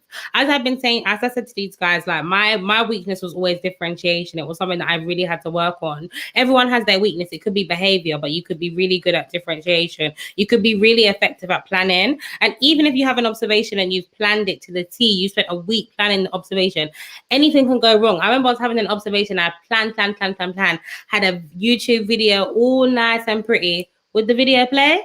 No, the video wouldn't play. So I had to improvise. And it's all about being able to think on your feet. I think as a teacher, you might go in the morning, the printer that's next to you is not working. It's too far for you to get to the other printer across the other side. So you have to improvise. The kids are going to have to take notes. You're going to have to use textbooks instead. There's no worksheets. So you really have to improvise and think on your feet in an observation. Of course, for observation, you'd probably be prepared from the night before. But even in your day-to-day lessons, because anyone can walk into your lessons at any time. I've had SLT stand at my door. Even with me going into school a month ago for the face-to-face lessons, my head teacher came into my lesson and I was like, what? I haven't been in here for like months. I forgot how to teach and you're coming to watch me.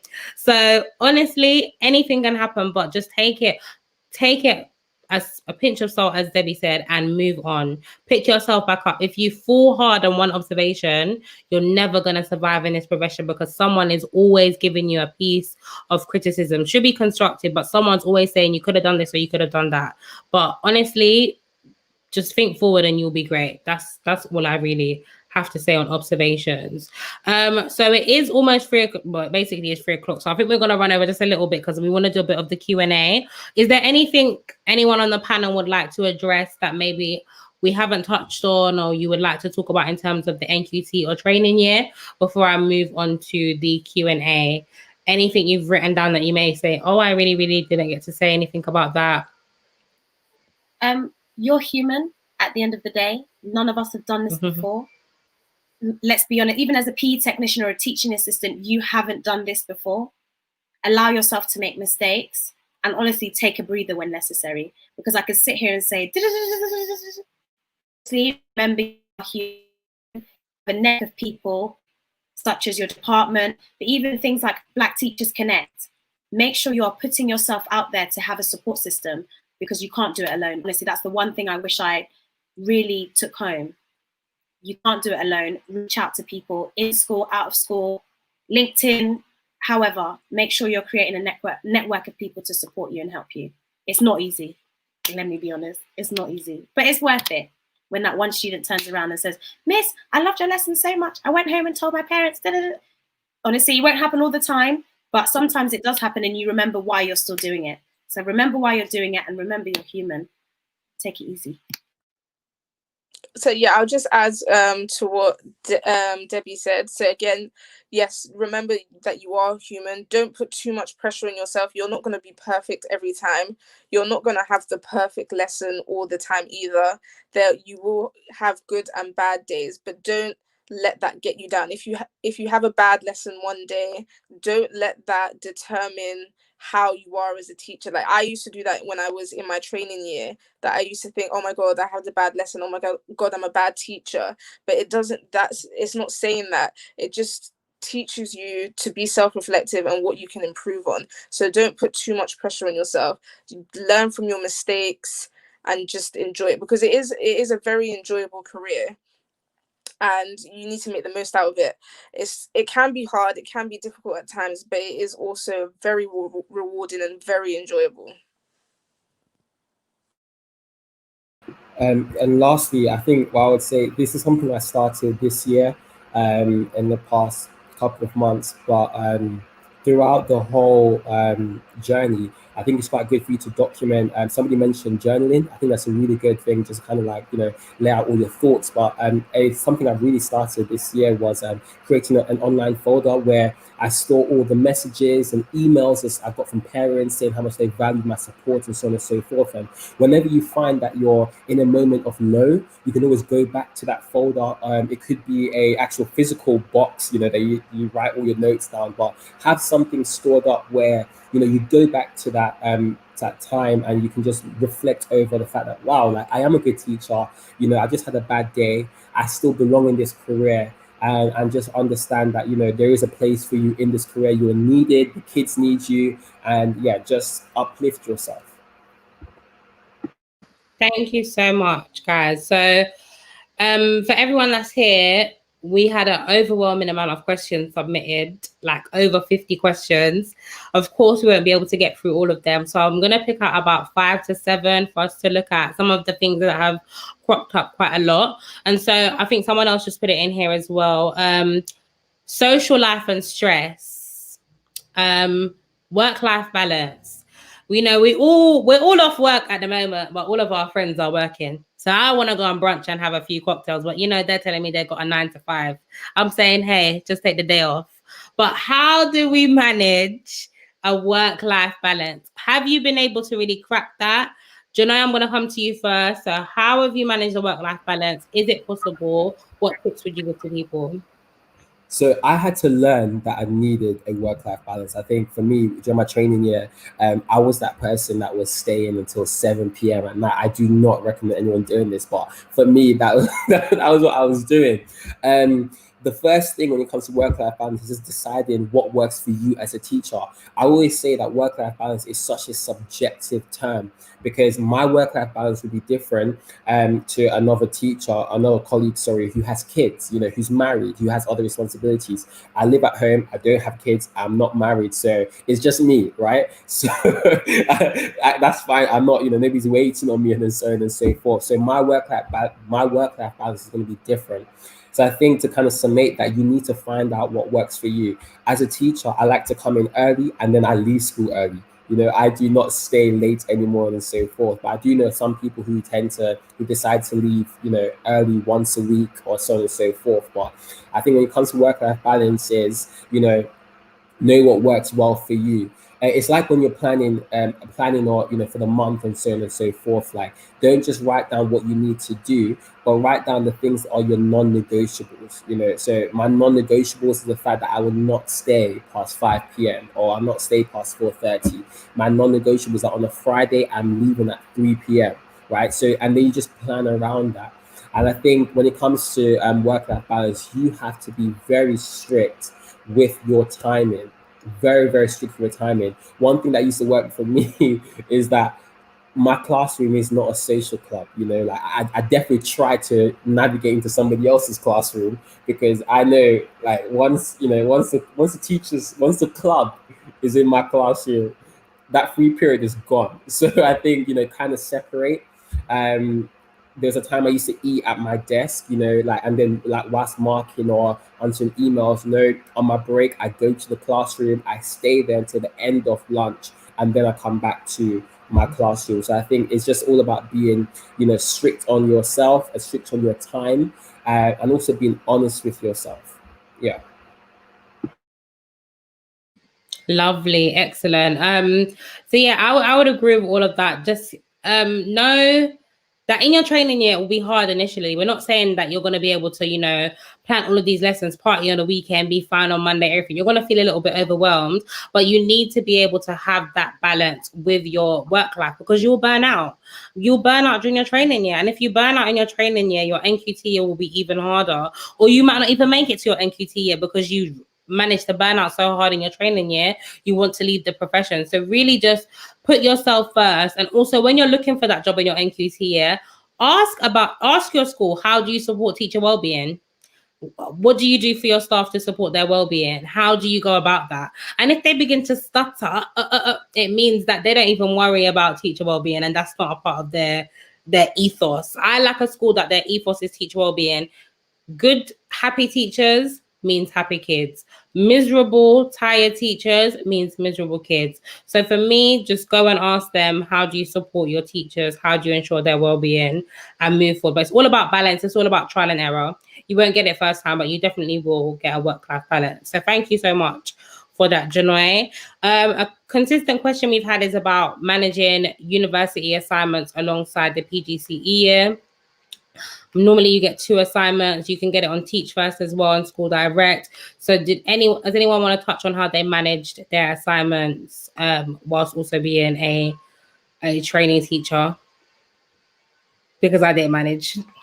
So I spent a lot of the evening cramming. 2 nights before, me and Michelle were at the same uni together on the same course. We was in the library quite late at night, guys.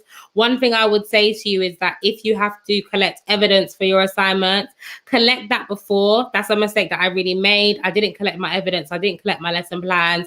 I didn't take pictures of things that we were doing in the classroom or work that the kids had produced. And so I found myself with this really massive backlog. I know they say a lot in uni, like, take pictures, collect your evidence. And you're like, yeah, I'll do it. December gets there and you're like, yeah, I'll do it. It gets to July and you're like, damn, didn't do it. And so now I'm putting together this big folder, spending the whole night working on it. So just collect your evidence for your assignment. Do some reading. We've had questions about recommended readings. Use Google. Doug Lemov is really good. Rosenshine's Principles of Instructions are really, really good. I can collate together a reading list and I'll put that on Black Teachers Connect for you guys. So yeah, in terms of the assignments, I think we all we didn't flop, but we didn't have the best approach to it. So it was really difficult. So I think just go in, plan your time wisely, collect your evidence, and you should be fine. If you've come from a degree route into training to teach, you should be fine to manage assignments anyway. They're not, how long were they? I think they were 5,000 words. Mine were 5,000 words. Some might be 2,000, but mine were 5,000 words each. And I had 1 assignment at the beginning and 1 assignment towards the end. So yeah, definitely try to manage those assignments a little bit better. A question that we keep getting, especially in the comments as well, is about managing as a young Black teacher. Any stigmas that we face, any issues that we face, if you have or haven't. Has that been an issue for you guys, being a young Black teacher? We've seen some of those questions here. Is there anyone that kind of wants to jump on that question? Do you know? Yeah, so I think you know, we're all kind of privy with the current political climate and so on and so forth. And I think an amazing thing that's kind of come out of this is that a lot of schools now are actually, you know, focusing on the fact of be careful. A lot of schools are actually focusing on, you know, what they can do to actually make their school more diverse and more inclusive and so on and so forth. So I think if anything, now is the time to really, you know, kind of like, you know, explain. If you find that you're the only Black teacher in a school, in a predominantly white school, I would definitely say that if anything, schools kind of gone out of this climate is that there's a listening ear. So definitely explain yourself, articulate yourself well, and don't come with passion, like come with, logical thinking, come with this whole idea that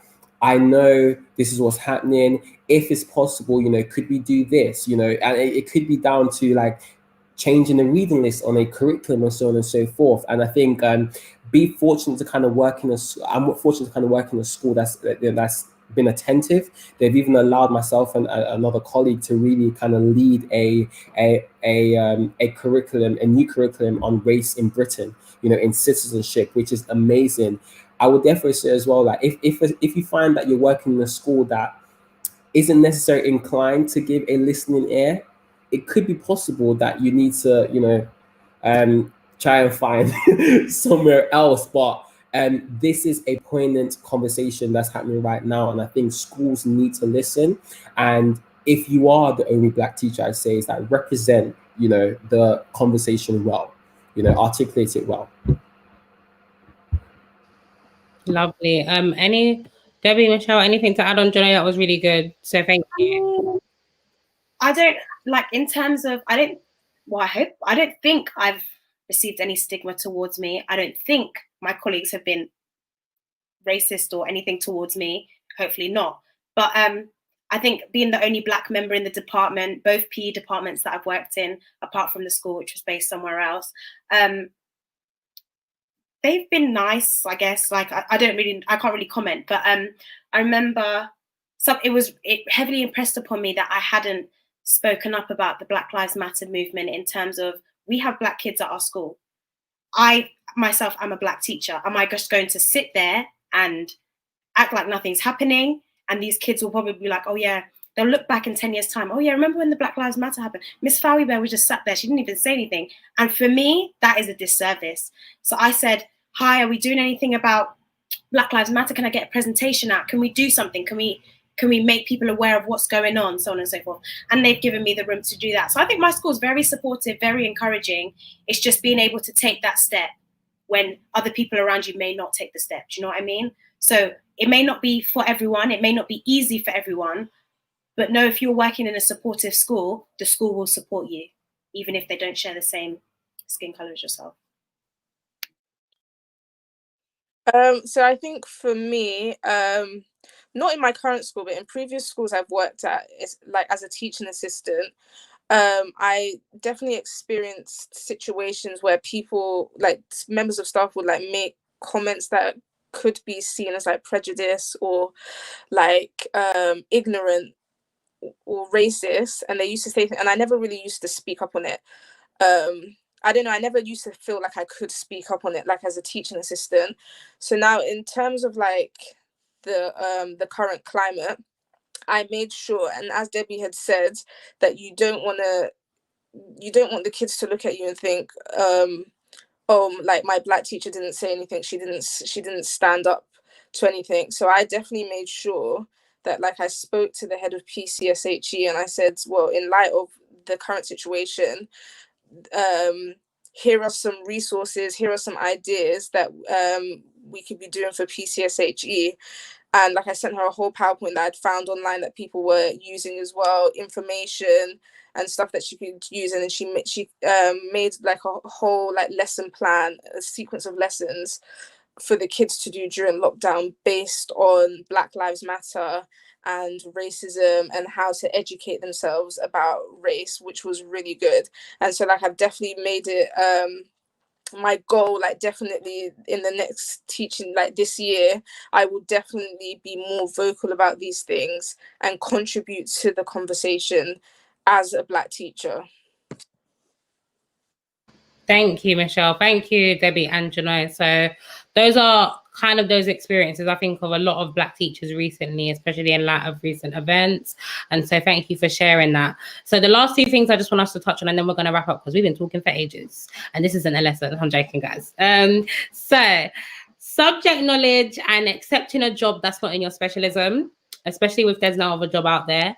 How have you had an experience that I think we all kind of had that experience, and that's something that we share, that I did, that we took on a job that wasn't necessarily just solely teaching our specialism, and then we'll wrap up and give our top tips and checklists for September. So subject knowledge and jobs, anyone want to begin? I just know that I was teaching health and social care and I didn't like it. But Debbie? So while we were at uni, so this is during the teacher training year, it was not pushed, but it was pushed to the forefront that you should offer a second subject. Like, the market is intense, you know, you should think of something that you'd want to teach. So I went in there and I said, I don't mind teaching geography. I got an A at A level. I don't mind. I'll be happy to do it. And part of me was like, okay, cool, I'm teaching geography. I'm only teaching year 7 and year 8, and they are lovely. I love teaching geography. It gives me that respite from teaching PE. I can put a different hat on and kind of stay engaged with what's going on in the world. But throughout your teacher training year and then moving on into your NQT year, it can become, you know? So because that's not your subject specialism for some people, maybe, you may not be as engaged, you may not give it your all, you may not even enjoy the marking and things like that. And you can slack off, let's be honest. So I would suggest being mindful of offering a second subject, because if you're good enough, the school will want you regardless of a second subject. And also, I didn't want to fall into the trap of not offering a second subject and then teaching maths or something like that and just ruining everything for the students, because that's not fair. Or French or Spanish. Literally, you can get muddled with anything. So I didn't want to be left with something that I'd be uncomfortable teaching. But then also I understand that perhaps a full PE timetable may have been beneficial for this year. Moving on to my second year in September, perhaps I could have picked up geography then, because then I'd found my feet and I've taught PE for the whole year. I know what I'm getting into.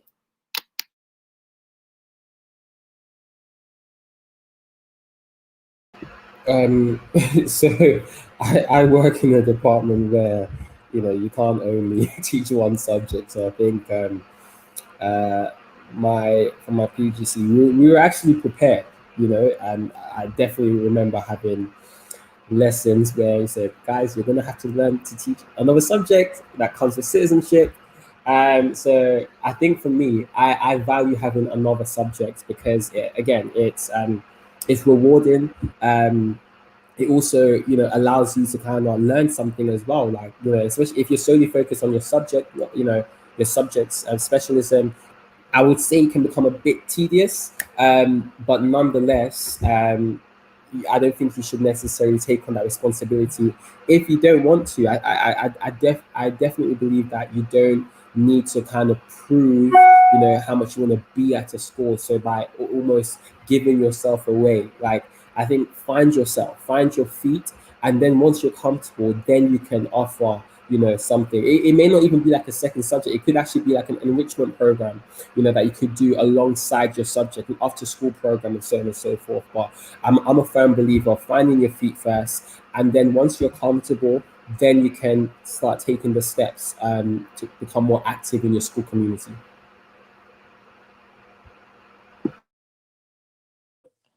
So for me, I teach RE and sociology. RE is not my specialist subject, and I did find it very, very difficult this year, especially GCSE RE. But one advice that two pieces of advice I would give is ask for access to a textbook and the resources so you can prepare in the summer as well. So I had to, in terms of RE, my only experience of RE is I went to a Catholic school, so I knew about Christianity. They wanted me to teach Islam. I knew nothing about Islam. I asked for the textbook and I just read around Islam. I read the textbook, what they were going to be learning, so that I knew what to teach and I knew how to answer certain questions as well. I also asked my school to send me on a CPD course on teaching RE, because at the end of the day, eventually we are going to be, especially if it's not your subject, you're going to be held accountable, especially if you're teaching GCSE, you're going to be held accountable for the results and stuff. And so you need to know the subjects as well, because you're teaching them a subject that they're going to be examined on. So you need to know your stuff as well. I would also say, if you're teaching a subject that's not your specialism, like, teach it with confidence, because the children will know if you don't enjoy teaching that subject, if you lack knowledge in that subject. And that happened to me a few times. at the beginning of the year when they kind of knew that I didn't really know my stuff, and they were able to take advantage of that, make jokes and things like that. So you definitely don't want that to happen. So teach it with confidence. Thank you guys for sharing those experiences. So yes, if you are offered a job that's not all of your specialism, do ask in the interview what % of your timetable that will take up. So for example, if you are still teaching your specialism but you're required to teach other subjects, do ask what % of your timetable that will take up, and how you will be supported in order to teach that. Will your school be willing to pay for you to go on CPDs? For example, I mean, my specialism is sociology, but I wanted to go on a CPD this year, and it cost £325. And I went to my head teacher and I said, I would like to go on it. It's going to help me. And he was like, he just looked at me and I looked at him and he was like, okay, I'll pay for it. And I was like, cha-ching, thank you. Because I was never going to pay. So ask and you shall receive.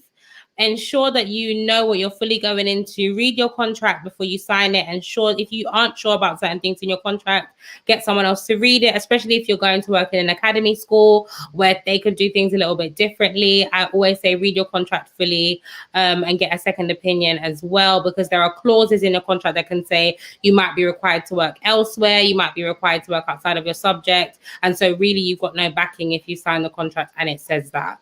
So guys, I just want to wrap up by giving our top tips, our checklist for September. What should people do to prepare for the next 4.5 weeks, going into their training at NQT, which we all know is quite daunting and also exciting at the same time. So maybe 3 points from each of you, and then we'll wrap it up. I'll start. So, my tips: have a network around you. So, Black Teacher Connect, Young Black Teachers Network have all been invaluable to me at the start of teacher training through to NQT year. Twitter has also become amazing. We may not all know each other, but if I have a resource, I will share it. If I'm aspiring to be in senior leadership and I see someone from senior, I might message you, like, create a network, speak to people, we're here to help. Don't suffer in silence. That's in terms of day-to-day life in the department, as a trainee teacher, as an NQT, just as a colleague in general. Try and voice your concerns. Yeah, it will make your life that much easier. And try to build good relationships with your colleagues. Really and truly, we see them day in, day out. You may not get along with everyone, but at least having a few people scattered around the school, various people that you're able to just speak to, have a good time with, enjoy their company. You may not get along with everyone, I get it, but yeah, you're going to see them a lot. So you might as well try and build relationships with them.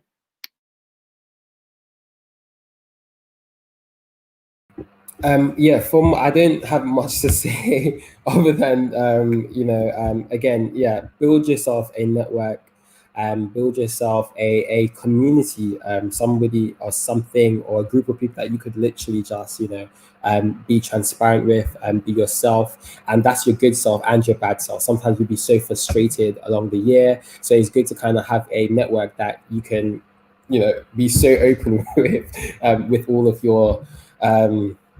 your issues. I'll say that. And I think secondly is, despite what may come your way kind of thing, I really, really believe that you have the power to control the things that kind of come your way. So like slow it down, don't kind of get caught up in the whole, rush of everything, but really, really take your time. And that leads into the last thing I'd say is like really own yourself as an individual, as a teacher, and be aware of the teacher that you're becoming, and have strong values and strong morals as well.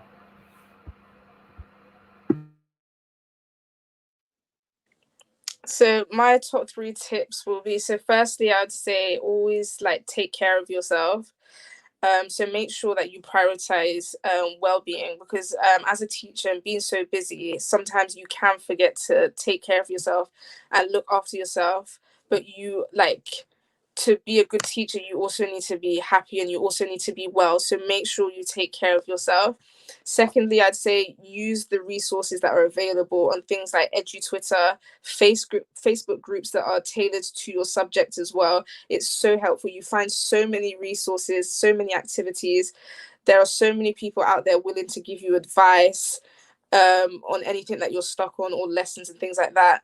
And thirdly, I'd say be organized. I think as a teacher, it's always key to be organized, and when you are organized, it just makes teaching life so much easier. So those would be my 3 top tips. Thank you so much, guys. This has been such I think a valuable webinar for people. You guys have shared some amazing experiences, amazing advice. I only wish I had something like this when I was starting to train, from people that look like me. And so I really wish I had that. And so I think to give that to people that are about to train is like, it's so, so amazing. And I really thank you for giving up your time to Black Teachers Connect to really be able to give this webinar to trainee teachers and NQTs. So thank you so much. I just wanted to give you the floor for a moment. If you want to plug anything, tell people where to follow you, anything that you might be working on outside of school. So the floor is yours. Plug yourself. Black Pound Day. So yeah, please guys, please, if I could say, just purely based on like just connect, definitely reach out to me on Twitter and Instagram, Mr. J Joseph on Twitter and Instagram. I think definitely like invest in Twitter. I only recently did that, and it's been amazing for my my career development. I would say in terms of like, it's really gave me knowledgeable advice from different people. And outside of all of this, I am actually working currently in pre-launch of a podcast with a few of my other teacher friends. It's called At Limits Podcast, so LMITS, and we're basically going to be, it's called Let's Meet in the Staff Room. We're going to be discussing education as intersection with society, so we're going to talk about different topics. Stay tuned for that. Follow us on our Instagram, and so LMITS podcast, and that's basically me. And I am friendly. I definitely follow back, and just reach out if you have any questions and just let me know. I have nothing to plug. Feel free to follow me. Someone's already asked for the template email thingamabob. I will send that as soon as I'm done. Yeah, follow me on Twitter. I will follow back. And someone's asked for a list of engaging people on Twitter. What I find is I follow people dependent on my subjects that I'm teaching, and if they just drop some good nuggets. So I can't really recommend anyone. I wouldn't want to recommend anyone in case they do something crazy. So just have a look and see if they're in line with what you'd like to see, kind of thing. And hashtag #EduTwitter, you'll find so many people pop up. Choose what you want. I don't want to recommend, sorry, just in case. So this is a bit off topic with teaching, but in my spare time, I do like to bake, and I am a self-taught baker, and I'm in the process of starting my own like baking business. It's called At Sugar Coated Bakes. So follow me on Instagram. I will soon be ready to deliver some really tasty cakes to people. So follow me if you want to try some of my cakes. Yeah, can I just say, like, Michelle's just proof that teachers, we have life, you know, work-life balance at its best. Like, she's starting a business, a baking business. So check her out.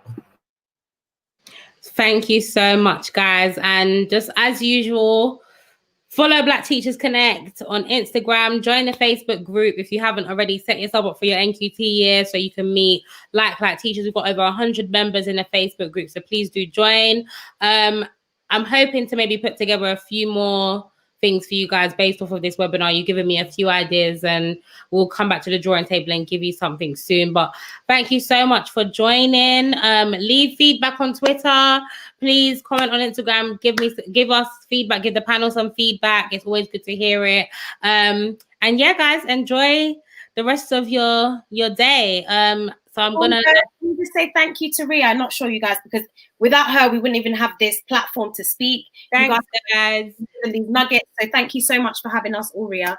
It's my absolute pleasure. It warms my heart. This is what Black Teachers Connect is about. It's about giving people the space to thrive and ensure that you guys are really successful and keeping you in this profession and not letting you just go in and leave without having that support system that you need. So this is what it's all about. And so thank you so much. So this should be available to watch back on YouTube.